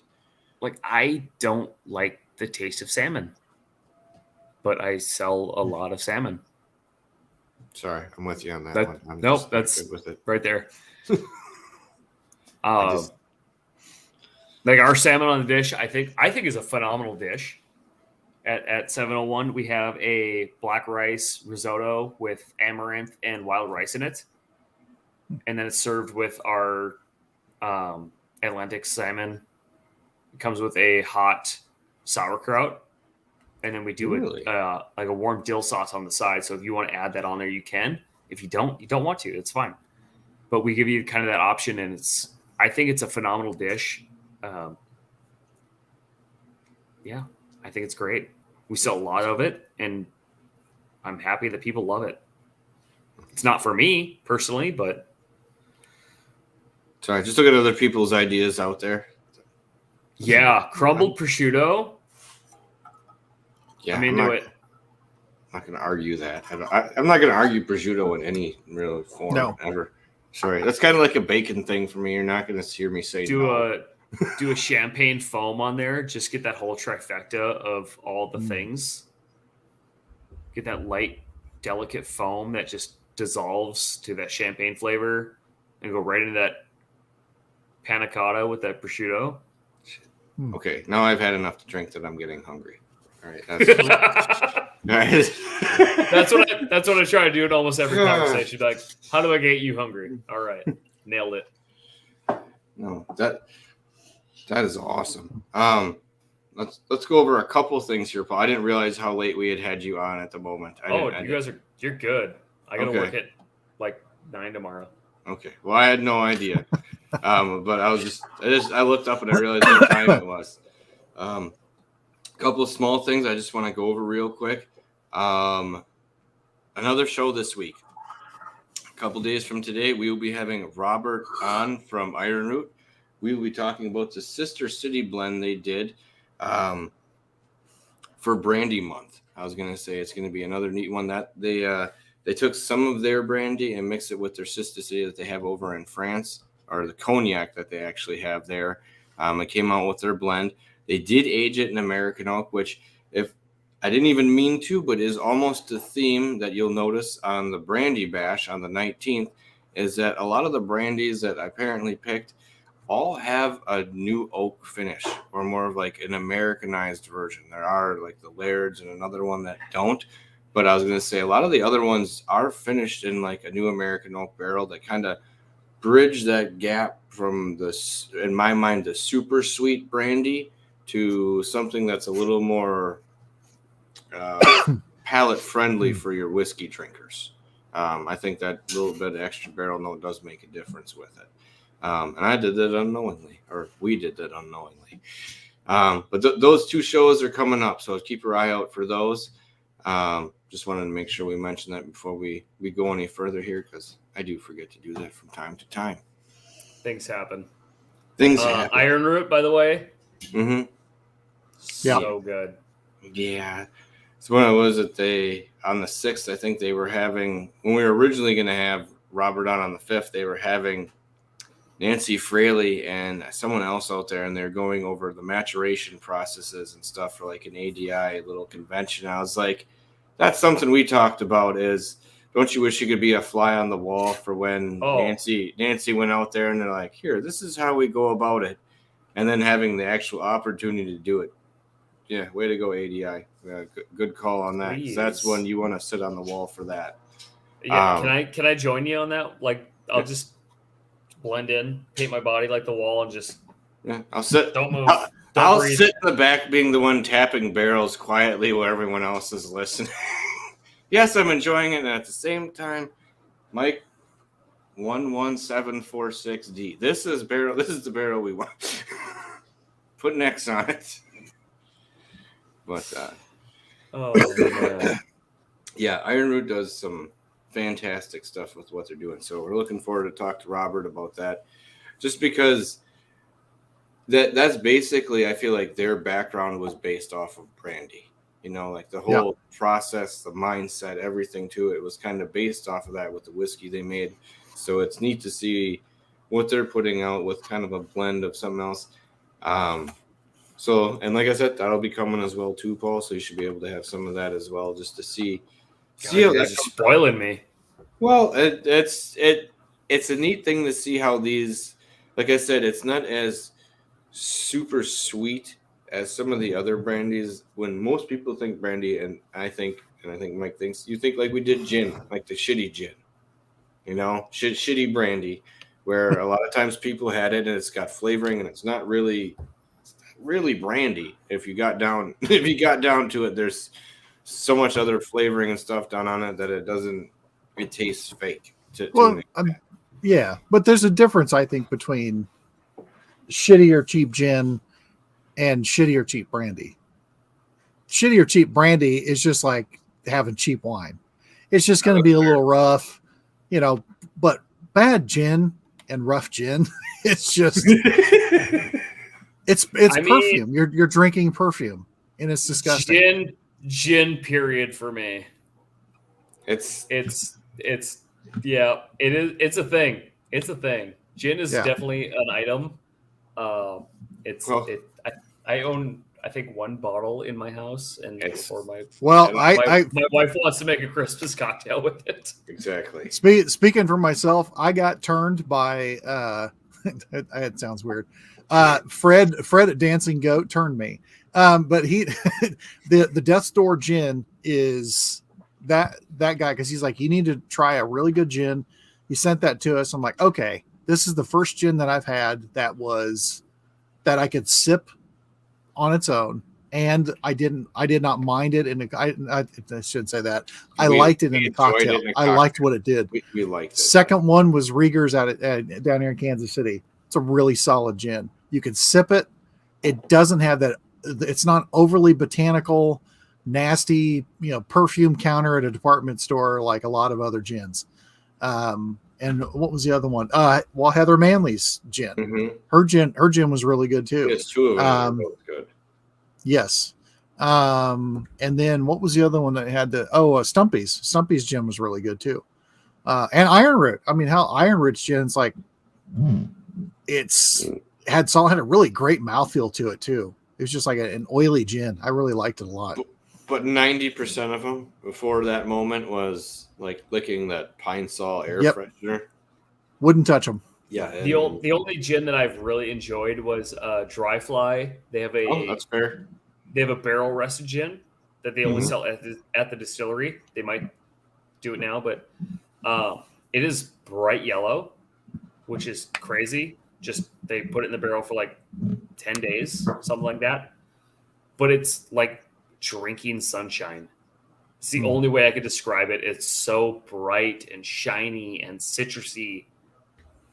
And if I could get, Iron Root up in Minnesota, I would probably give it a shot, to be fair, because I haven't had anything from them that I haven't liked. Yeah. So. No, but yeah, we totally understand the hesitation with gin, because it's hard to break even now. Like Mike said, I've had 3 or 4 or 5 ones that I actually kind of like, but I still have that cringy hesitation I shouldn't have, where like my tongue feels like that the furry air freshener on my tongue right now, and it shouldn't at all, but that's what's there. Just mental horrors you shouldn't have. So can I ask you guys one question? I know it's you guys are supposed to ask me all the questions, all the stuff, but flip the script a little bit. What would be your death row meal? Ooh. Yeah, this is a game we like to play in the kitchen. It's what's your last meal? Oh, I've heard this game. This is tough. It's a hard one. It's not gonna lie. I know. I do know what it is, because you said it. I thought, all right, what would I want to have more than anything else would be my the food that my grandma would make at holidays, and it was traditionally Croatian, but it would be sauerkraut and ham, and it was just cooking in this pot, and it's as brutal as what you think, but it's just so good with the sauerkraut and the salty ham, because she would take and grind the ham up. And kind of form, like, not really a meatball, but just kind of like a cluster of the ham, and then you just wrap it in cabbage, and then you cook it into sauerkraut. But then also your house. Oh my god, that sounds amazing. I have her pan that she used to make that in too. Nobody else wanted it because it was an old pan. I'm like, I want that pan. I have my grandfather's cast iron right now. Yeah. And it's still great. Yeah, there's nothing wrong with it. And then the other thing was that she would do the sauerkraut and ham, sarma is what they call it. She would do that, but then also round steak and polenta. And I would 100% that for my last meal, because you would just be so full and probably shit your pants when the electricity went through your body. But I love how quickly that you know exactly what it is. I love to watch. I love to ask people that, and then watch them like, oh my god, what would be the last thing I want to eat? And they just like have a full crisis about it for just a hot second, it's my favorite thing to watch. In the dark part of my heart, it's like, it's so good. Well, I love that you were so quick about it. I think what Mike did was what I think a lot of people do is either you go to something that's like your home style food, something that's like that makes you home at that moment, or you go like crazy extravagant. Oh yeah, You know, it's like one or the other is the way I think you go with that question. Part of me was going, I was going extravagant. I went sushi. I'm sorry, a I 20-course meal. Well, I mean, he cooks 8-course meals. This dude has me. He, you know. I got you. I did sushi for years. I'll hook you up. I just meant like the course meal. Like I haven't really done French food, multiple courses like that.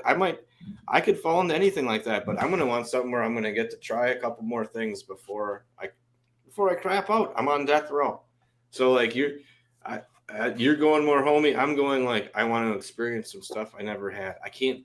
It's painstakingly because I cannot remember it, but there is a place in I want to say Japan that you can go to, and it's I think it's a Shaolin temple, and it's just there's no meat. It's just vegetarian, but the place is supposed to be phenomenal, and I've seen it in 2 or 3 things.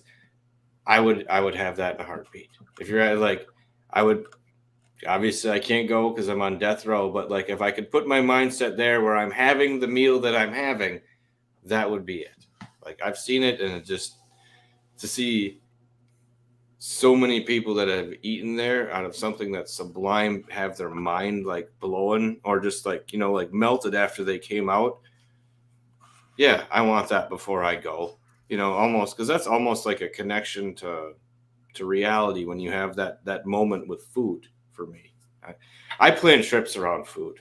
Sorry, if you didn't know that, I'm going on vacation. I have probably 3 or 4 restaurants that are the focal point of my trip when I go there. No, that's literally where you get the Michelin system. It was originally a travel guide. I mean, yeah. Michelin made tires to like use our tires to travel. So no, but I'm serious. I know, but I've always loved the Michelin star restaurant, and I was like, and the fucking tire guy. I just loved it so much. I was like, does anyone else get this? I mean, I'm not gonna lie. If I ever won a Michelin star, I would probably lose my mind. Be running down like Main Avenue with like green jello, throwing it at people like, I won. I mean, right now, the biggest part is we're trying to get excited enough, and I downplay a lot of what I say, but we're trying to get a James Beard Award. Okay, is a big thing for 701. And I'll be very clear, it's not for me. I don't want my name it's not for Chef Paul. It's for 701. It's a big deal. For those of you who don't know about that, that's a big deal. Yeah. It's like winning a Golden Globe or a Grammy or whatever. Chef Daniel Boulud, he said one of my favorite quotes is that there's no great chef without a great team. I feel like I have a great team. I try to, have that, just foster that kind of mentality in my kitchen, is that everybody is important. It's not always about me. I might be in charge, but if my dishwasher doesn't show up, everybody has to pitch in. We all have to lift each other up. Well, and that's kind of the whole thing. And just the way you reminded the people making hamburgers that night, like putting it back into your mind. Like, I know you look disheveled, you look upset, and I'm like, I need you to kick ass. Yeah. You know what I mean? Like, you're the one that if you kick ass, you're what, like you said, you're what matters. I know it's hard for you to see that today. I had to do that with some kid. It sounds dumb, with just cleaning the store. And like tried to impart just how nice it's important to have a clean place. Like he wasn't getting. I'm like, no, it makes a difference. You walk in, you don't think so. I'm like, here. I'm like, just threw a couple things, just shoveled them, and like threw some dust on something. Like, do you want to buy that now? No. I'm like, it makes. And watch this. 10 minutes worth of work. I'm like, now do you see the difference now? It matters, It does, 100%. But getting that person to understand that that's a smaller step or just a step in the process that you're doing is that important is tough. So getting everyone to buy in, good job on that, because that's tough to get everyone to buy into what you're doing. That is really the hardest part. I mean, the food is, I will say, with being in the kitchen for my entire life, the food is the easy part. The people that's the hard part for me. I'm not always the greatest with people. I don't always express myself in the right way, and I'll be the first to admit that. Chefs are notoriously passionate about what they do, but we're very passionate about what we're putting out, what the guest sees, not what's in the the dark side of the kitchen. And I'm not trying to get too morbid and too dark here, because we don't need that here. We're having a great time. But there's an honest reality to every job in that, where it's like they're 100% presenting. There's the reality. You come behind this door, and then things are different. It's. I tell people when I hire them that I don't care. I care about you as a person. I don't care what race, gender, religion, blah blah blah blah blah blah blah blah blah blah, whatever. Can you do the job or can you not do the job?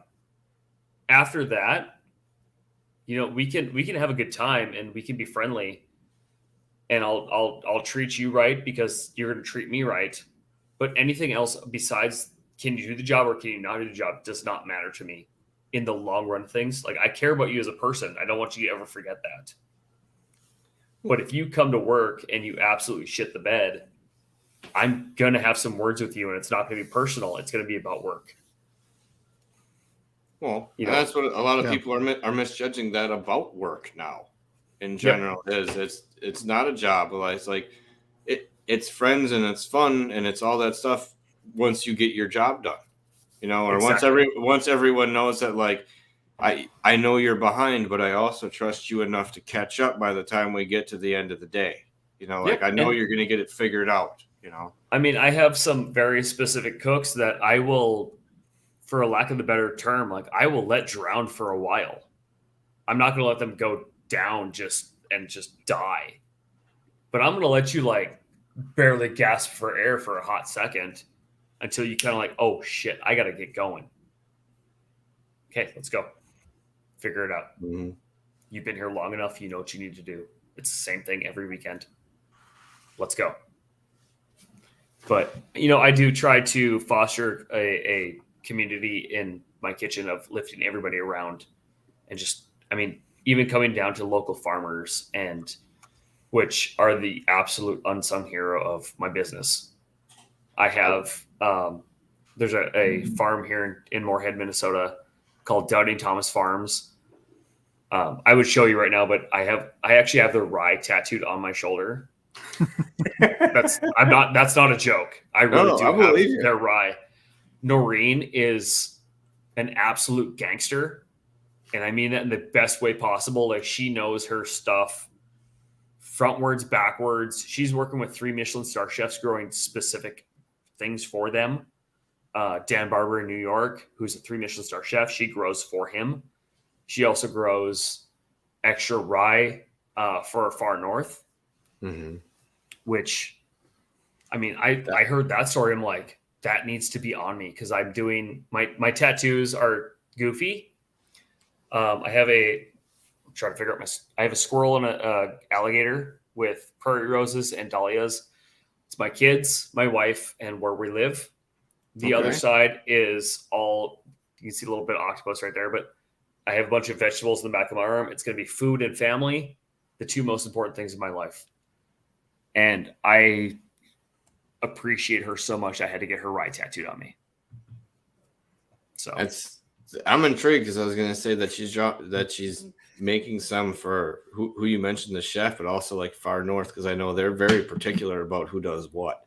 Absolutely. So She is the most. I know when people hear like organic farmer, they're like, oh, it's some hippie out in the field. And, it's like, whatever you want to think about, organic farmers. She is the coolest lady I've ever met. And I hope that both of you get to come up to Minnesota one day and meet her. I truly do. Because she is that awesome. I may do that because I go near, basically near Ottertail. I go fishing there a couple times a year. Next time you're in the area, please. I'm seriously, give me a call. Give me a buzz. Hit me up. Whatever. We will make a day of it, and we'll hang out in a boat and just not talk and fish. Like you do when you're fishing. He already has it down. I've been to one of those more than once. Yes. You ever want to come ice fishing? We'll not talk in a cabin. I'd love ice fishing. Would be so much fun. Many years ago, my dad and I drove up, went to Brainerd, and we stopped at Mille Lacs, and it was the end of August, and all of the huts were already on the shore, and we drove up to go to the drag races, and we're sitting there and we're looking at Mille Lacs, and we're looking at the size of Mille Lacs, and we asked him about size of Mille Lacs, and we're like, this lake encompasses Des Moines.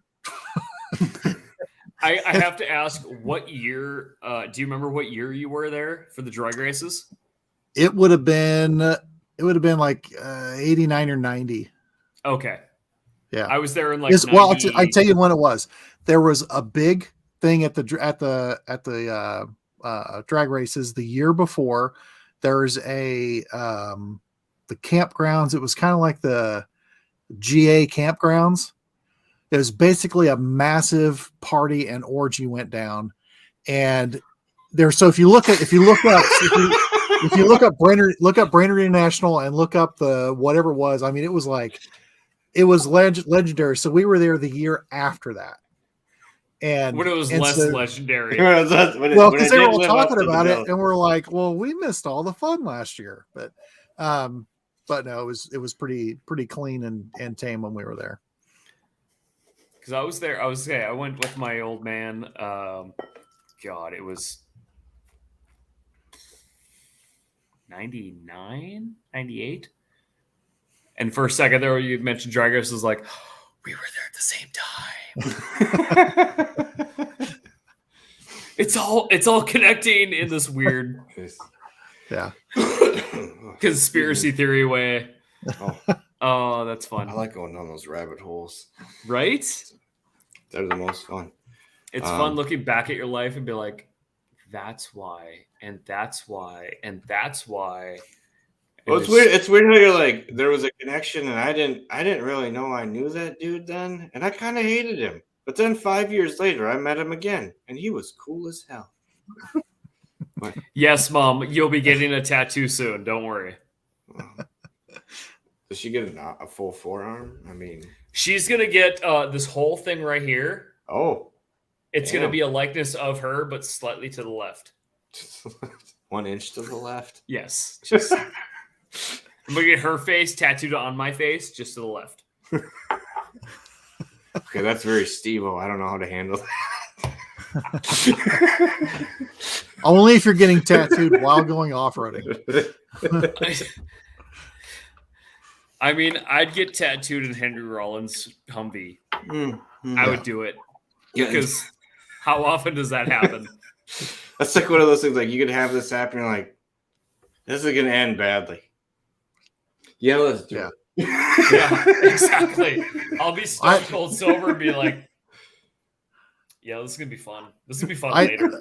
I never watched that TV show, but then a friend of mine and we went to that movie. And there was like, I don't know, 5 other people in the theater when we went to go. And it was at this dollar theater. And there were a few things that I laughed so hard at. The tattooing was one of them, just because the absurdity, and he's doing this, and it was just so messed up. And then there was some stuff that was just like, oh, you didn't have to do that. Oh, they didn't have to do any of it.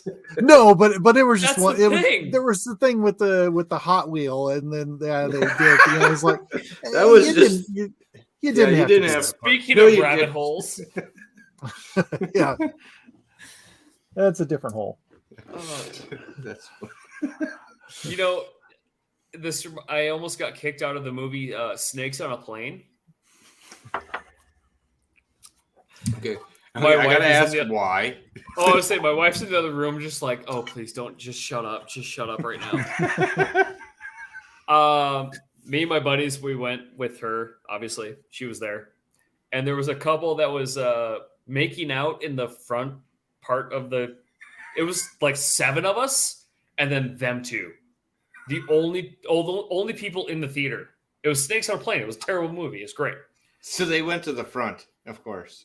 They're making out, whatever. Like, I don't care. I'm excited to hear the one line. We all know. And every time there was a snake, we're all like, yeah, we're just being dumb, teenagers, 20-year-olds, whatever.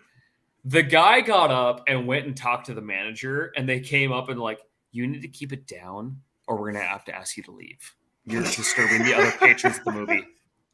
I'm like, those two? Yeah, Those two who aren't watching the movie and don't care. Yeah.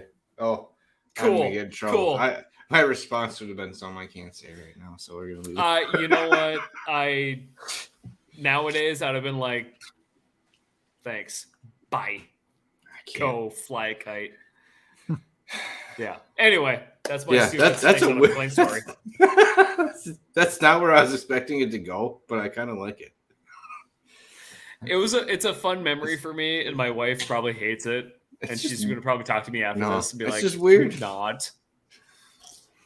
It's just a weird. It's just a weird. I wouldn't expect to get yelled at for anything at that point. I've been like, and if you're gonna complain in a movie theater, you know that's coming back to you at that instance, right? So why don't you get up and just say something?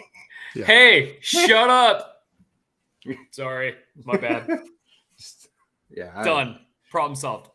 Yeah. No. Anyway, So going off of the last, the last meal.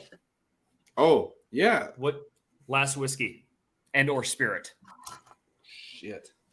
Yeah, now we're getting real. This gets tough for me at the moment.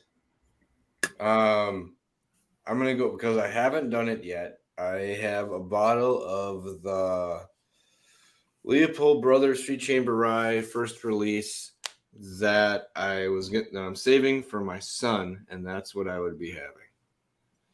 Okay, I'm like drooling. I'm sorry. My mom just went to Leopold Brothers.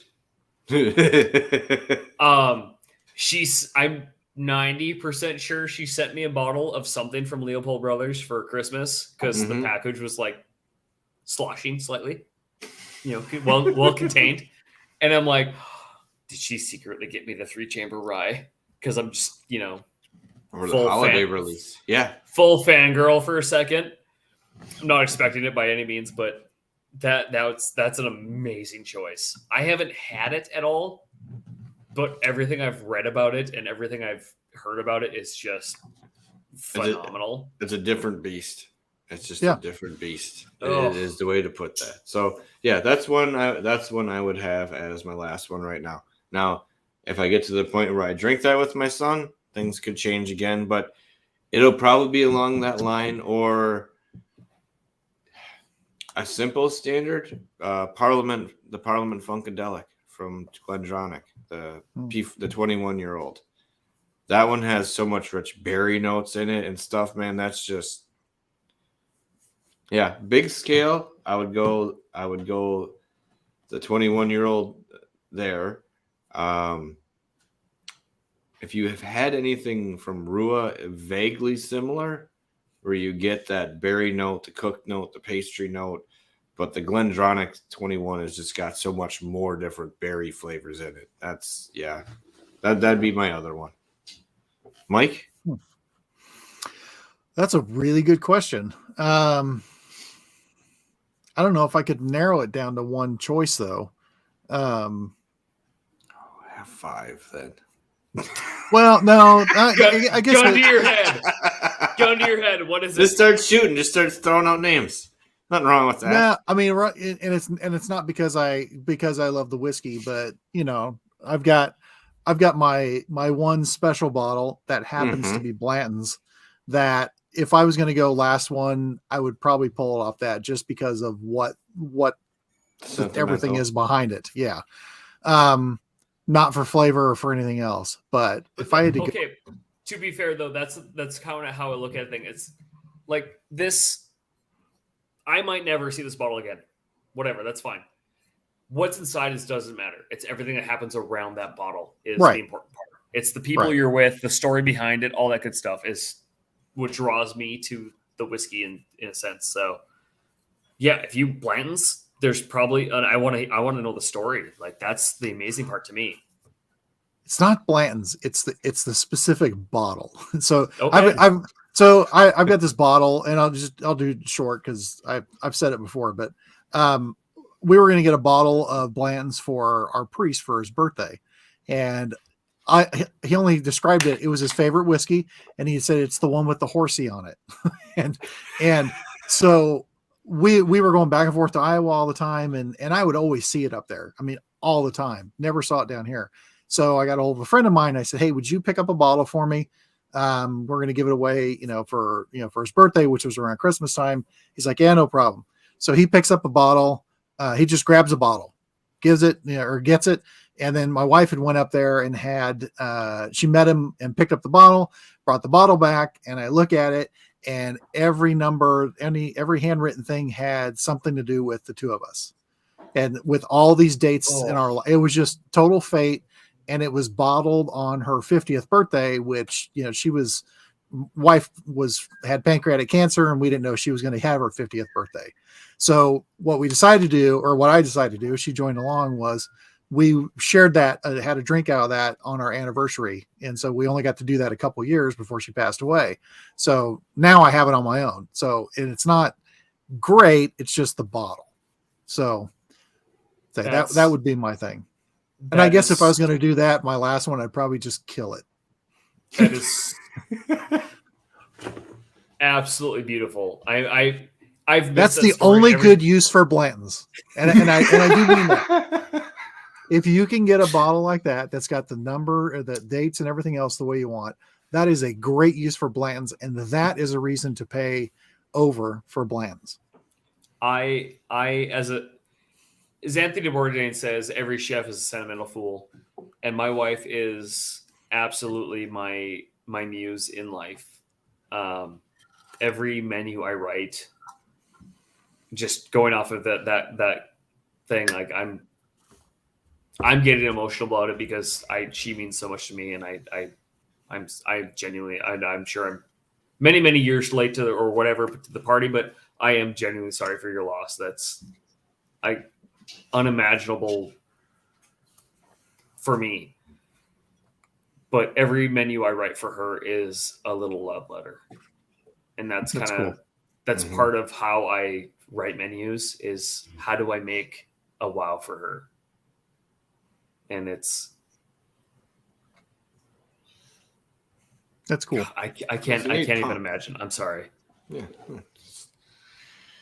She's my biggest cheerleader, and she's doing my job right now, putting the kids to bed, which is, it's true. I mean, I work,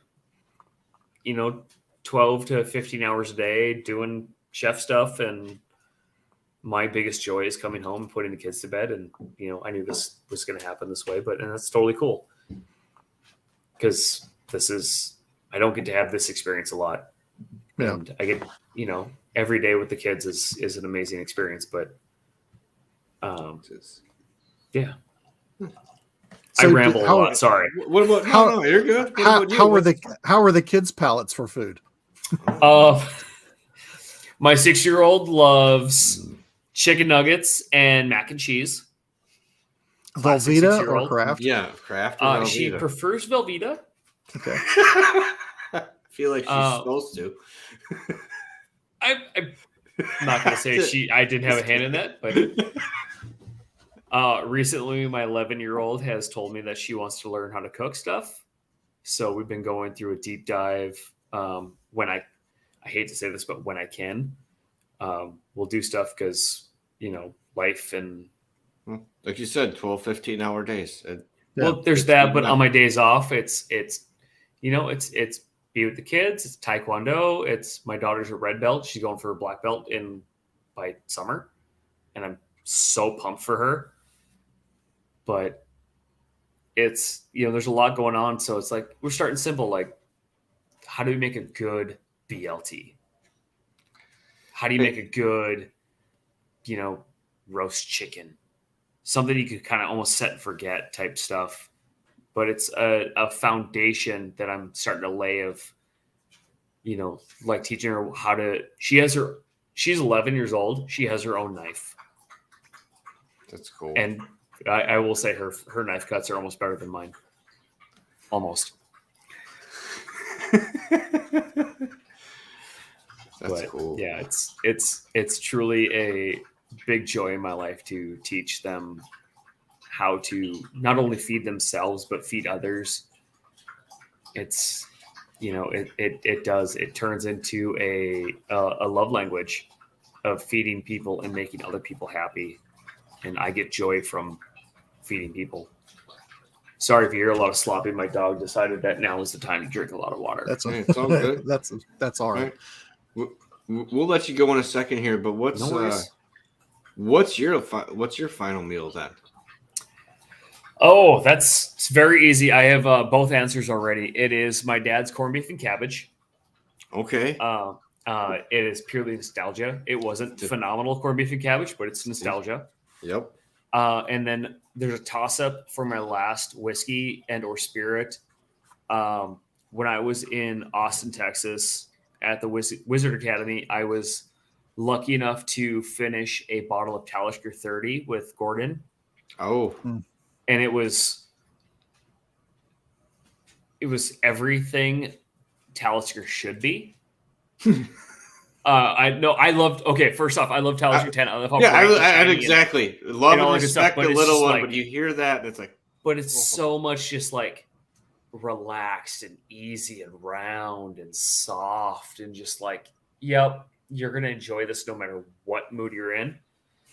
And I also been hoarding a bottle for the last 3 years of Brooklotic Black Art 6.1. Okay. And I got to kill the Whiskey Tribe, Wizard Academy, whatever. I got to kill their Brooklotic Black Art as well. So those would be the last two that I would like. I have 1 ounce a year at Christmas with a little charcuterie board my wife puts together for me, and I look forward to that every year. Well, you should, because that's a fantastic pour. Sentimental fool. Absolutely sentimental. I'm gonna legitimately cry when that bottle's gone, because it's not what's in it; it's around it. It's all the memories around it. Yeah. So, well, that's one of those ones. Like sometimes, like you keep the bottle. Like our friend Kevin is always smart enough to have people sign bottles. I'm not always smart enough to do that when we're out doing stuff. But there's like at the end, it's like she was like, "Do you need all these bottles?" I'm like, "No, but I need these 12." I really thought the two of them like they mean some shit. Yeah, I have the bottle of Black Art. I can visually see it right now in my house of when I was in Austin. Gordon signed it, and it was funny that it was at the very end. He's like, "I want you to pick out the last bottle and tell me what it means to you." Very, very, whiskey saw me, and he signed it. He's like. Throughout the entire day, he's like, "You remind my friend Ben." I don't know if it was cadence or how it was dressed or whatever, but he signed the bottle to Ben. Thanks for the great time. And then Scratch, I was like, "That's not your name. I'm sorry." I was like, "No, leave it. That's a story." That's even better. It's phenomenal. The guy was calling me Ben all day. Right? If you want to get crazy, I stole Ben's bottle. I took his bottle at the end of the day. I actually hijacked Ben's body. I'm actually just three lab mice in a band coat. So yeah, that'd be my final meal. And whether or not I enjoyed it is not the important part. It's the nostalgia behind everything, because my dad was very Irish. He came from the Sullivan family that we can actually trace our lineage back to Cork County. And my mom is from, I could trace her back to Bergen, Norway. So there's very much things of family history is very important to me. And I'm going off on a tangent again. I'm going to stop. No, you're all good. that made me go back. I was going to say, I'm like, well, on mine it'd be like my mom's apple pie and fried chicken and this. And I'm like, I'm pretty simple. But at the same time, like, there's another side of me that's like, I don't need to have a golden wrap steak because I think that's ridiculous. But I do want to try something else. That's another thing. Okay, jumping back to the Blanton's line, I don't understand. Gold leaf on you can't. It doesn't have a flavor. It doesn't do anything. It's just purely show and more money. I don't understand it, but whatever. It's an expensive. It's an expensive Goldschlager like representative as far as I'm concerned. You just took it a bit further. It's like there.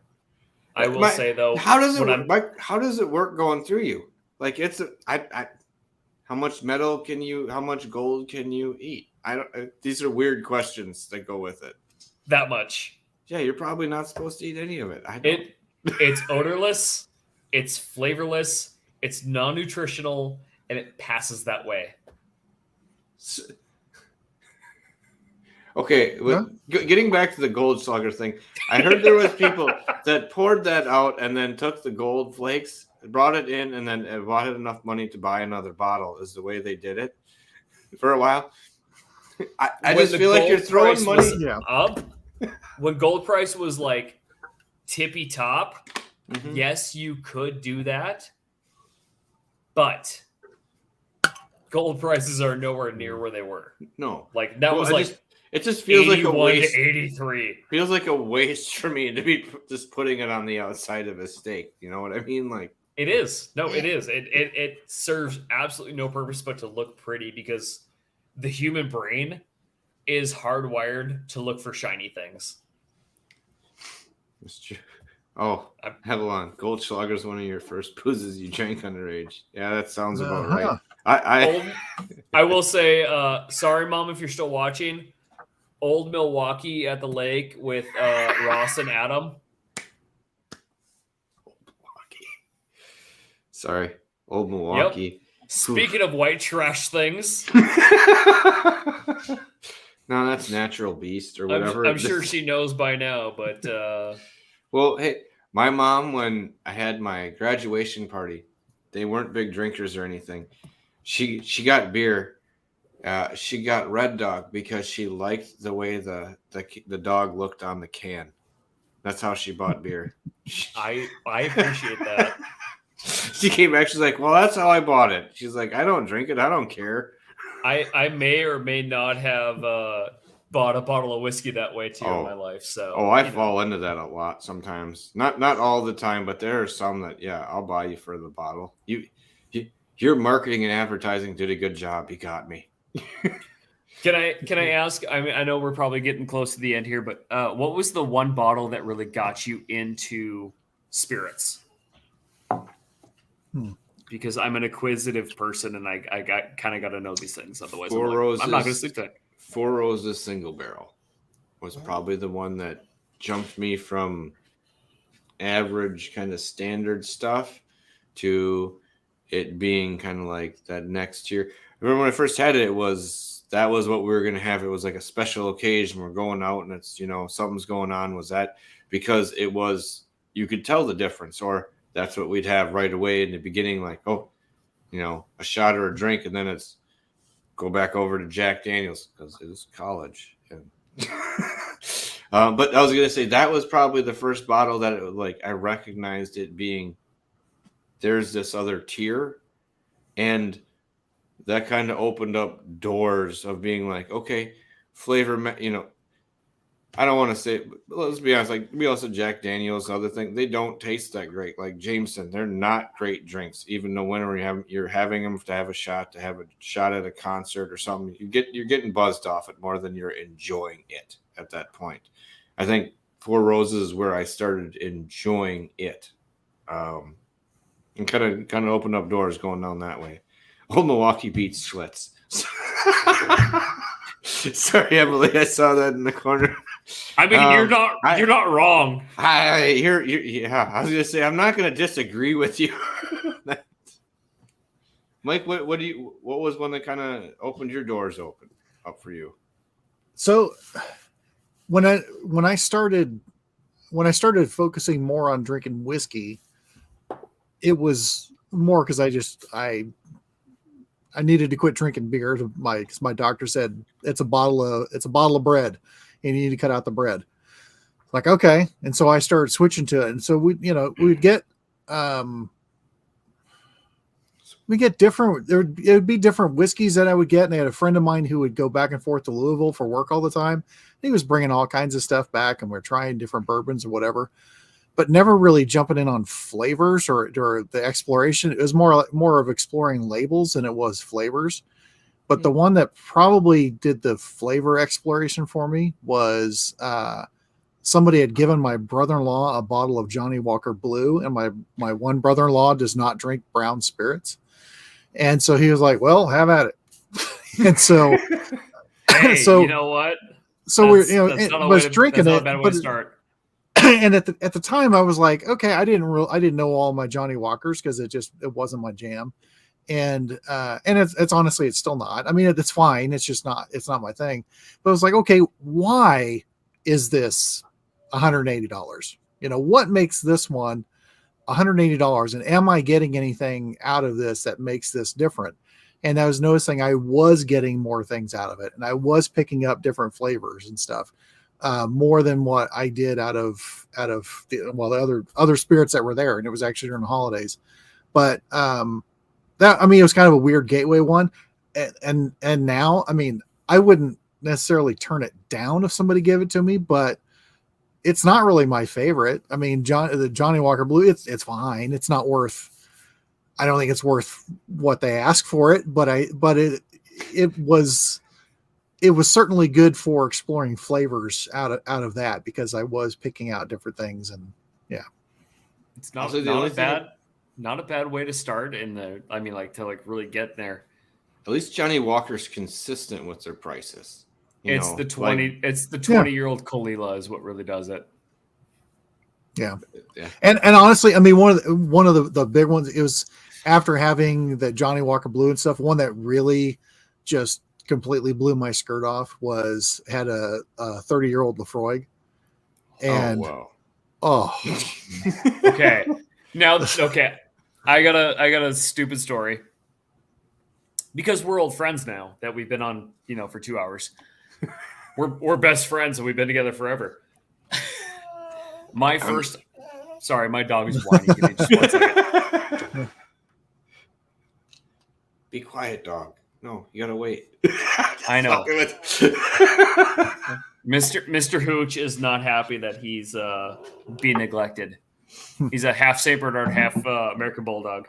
Oh, and he looks like Hooch from Turner and Hooch. He's got that giant underbite. Anyway, my first introduction to Isla, since you brought up 30-year-old Lefroy, was the 32-year-old Ardbeg. That was the legitimate first time I tasted Isla. My buddy Don got a little sample. He won it in a raffle, whatever. Got a little 1 ounce sample. It was straw testing. Essentially, got 2 drops, and I'm like, oh, I could totally get behind that. And then he gave me Ardbeg 10 and ruined my life. Seconds after having this beautiful, soft, salty, caramel, butterscotchy, vanilla-y thing, he gives me Ardbeg 10. I'm like, what did you just do to me? Tire fire. I got shook around. Someone grabbed me by my collar, dragged me around the room. Somebody robbed me. I lost $50 in my wallet. I don't know what happened. But playing off of that question, though, it would be Hibiki 12 that you can't find anymore. Santa brought one for me one year for Christmas. this is probably, God, 10 years ago. My daughter was just wee. And I was like, oh, this is great. Yeah. I looked up Hibiki 12 now, and I'm just like, I wish I would have never opened that bottle. Oh, yeah. I mean, Oh, $1,200 on some random, like, whiskey delivery site, whatever. Then sit there and sit back and think you drank a $1,200 bottle of whiskey, and it'll make you feel a little bit better. I mean, to be fair, in my cabinet right now, I have a Daluin 34. It's one complaining. of. No. I'm kidding. That was not complaining. I was just like one of those like, oh man, I didn't realize that's where it was. I was working at a wood fire pizza place, and John, I know you're not watching, but hi, because boiler room. We lose him. Hold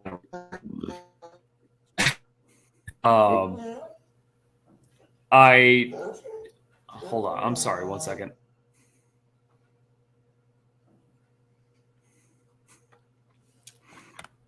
He's getting mouthy.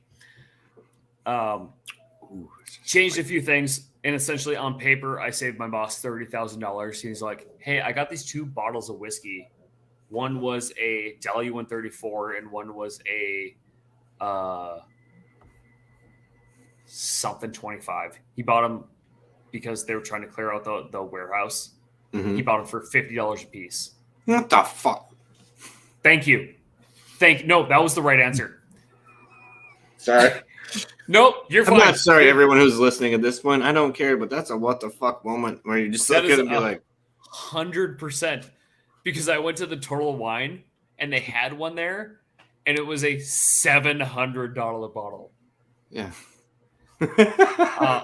Long story short, I saved him on paper $30,000 a year, and he gave me a bottle, and I still have one in my cabinet. There's about a quarter of it left, and it's one of 2,000 bottles worldwide.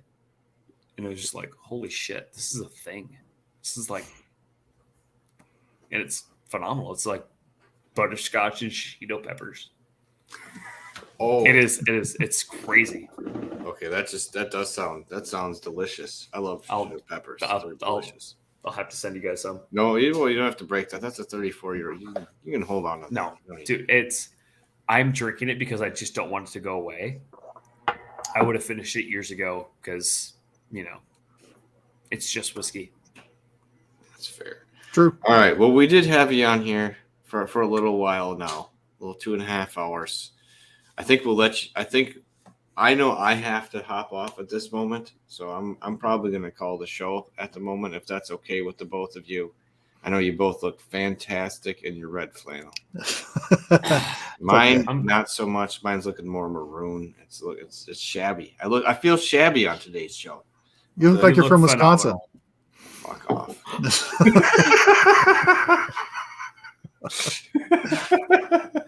Well, thank you very much, Mike. You look like one of those Green Bay guys. You know what they call Wisconsin, though, don't you? What's that? It's Minnesota's mudroom. There's all sorts of places I can go with Michigan and Illinois then, but I'm not going to go there. They just go south. But Paul, I want to thank you so much for coming on tonight's show, talking about kind of how you approach doing kind of pairings and stuff like that, and just kind of like your history and your experience with whiskey. It was fun having you on, and I really enjoyed the time tonight. So thanks for spending some time with us. I genuinely can't thank you guys enough. This was a blast on my end. I hope you guys had fun. Hopefully one day you'll have me on again. If you don't, you don't. I'd be cool with that, and then it's always a good place to go to Minnesota, as long as we don't get you in trouble, because we probably will be bashing the 3-tier system you guys have there while we're there. It's just the way you know what? Things. To be fair, I'll be bashing it too. But if you guys are ever in the area, please do not hesitate to reach out. We'll have some. I will. I get there at least once a year, if not twice. So I will feed in the spring. The ever living shit out of you. And you're gonna hate yourself later, but in a good way. I can handle that. Done. Bring it on. So remember Robert Licorice later this week. I was going to say he will be on. We'll be talking to him for the brandy he has. And then on the 19th, the brandy bash we'll be having with Shannon Hood and Kelly Tennille. Be discussing all the stuff that we've had here. It'll be an interesting show. It'll be kind of a kickoff to the holiday week that kind of starts then and kind of lingers on. I mean, we want to be the kind of kickoff to that. I do. I want to be the kickoff to your holiday weekend. I know it's a week and a half later away, but you gotta get a little kickstart to it. It's the way I feel about it. Any time that my whiskey den is on is a holiday. Oh, I'm feeling kind of dirty. Oh my! Feel like a blot that. So wait, there's an old Milwaukee story. That's my mom. Yeah. Well, wait. That's a whole other evening. If there's an old Milwaukee story. That's a Christmas Eve conversation. All right. Well, like we were saying, I want to thank Paul for coming on. I want to thank everyone in the chat for showing up on time and sticking with us this evening. We really appreciate it. And I will be posting again the 2 recipes that Paul gave out. Like we said, we think they're excellent to do over the holiday season. And when I do that, I'll be posting a couple of our good friend Adina's cocktail recipes that we think will be good to go with some stuff as well too at your holiday party, because it's always good to kind of take that time out and meet friends and family around the season. That's what it's all about. And if you can increase the experience a little bit rather than just kind of the standard, it's always good to make a memory that way. So that's why we think it's good to have these things with it. So, all right. It's not the size of the den that matters, everyone. It's the love of whiskey. Cheers, everyone. cheers.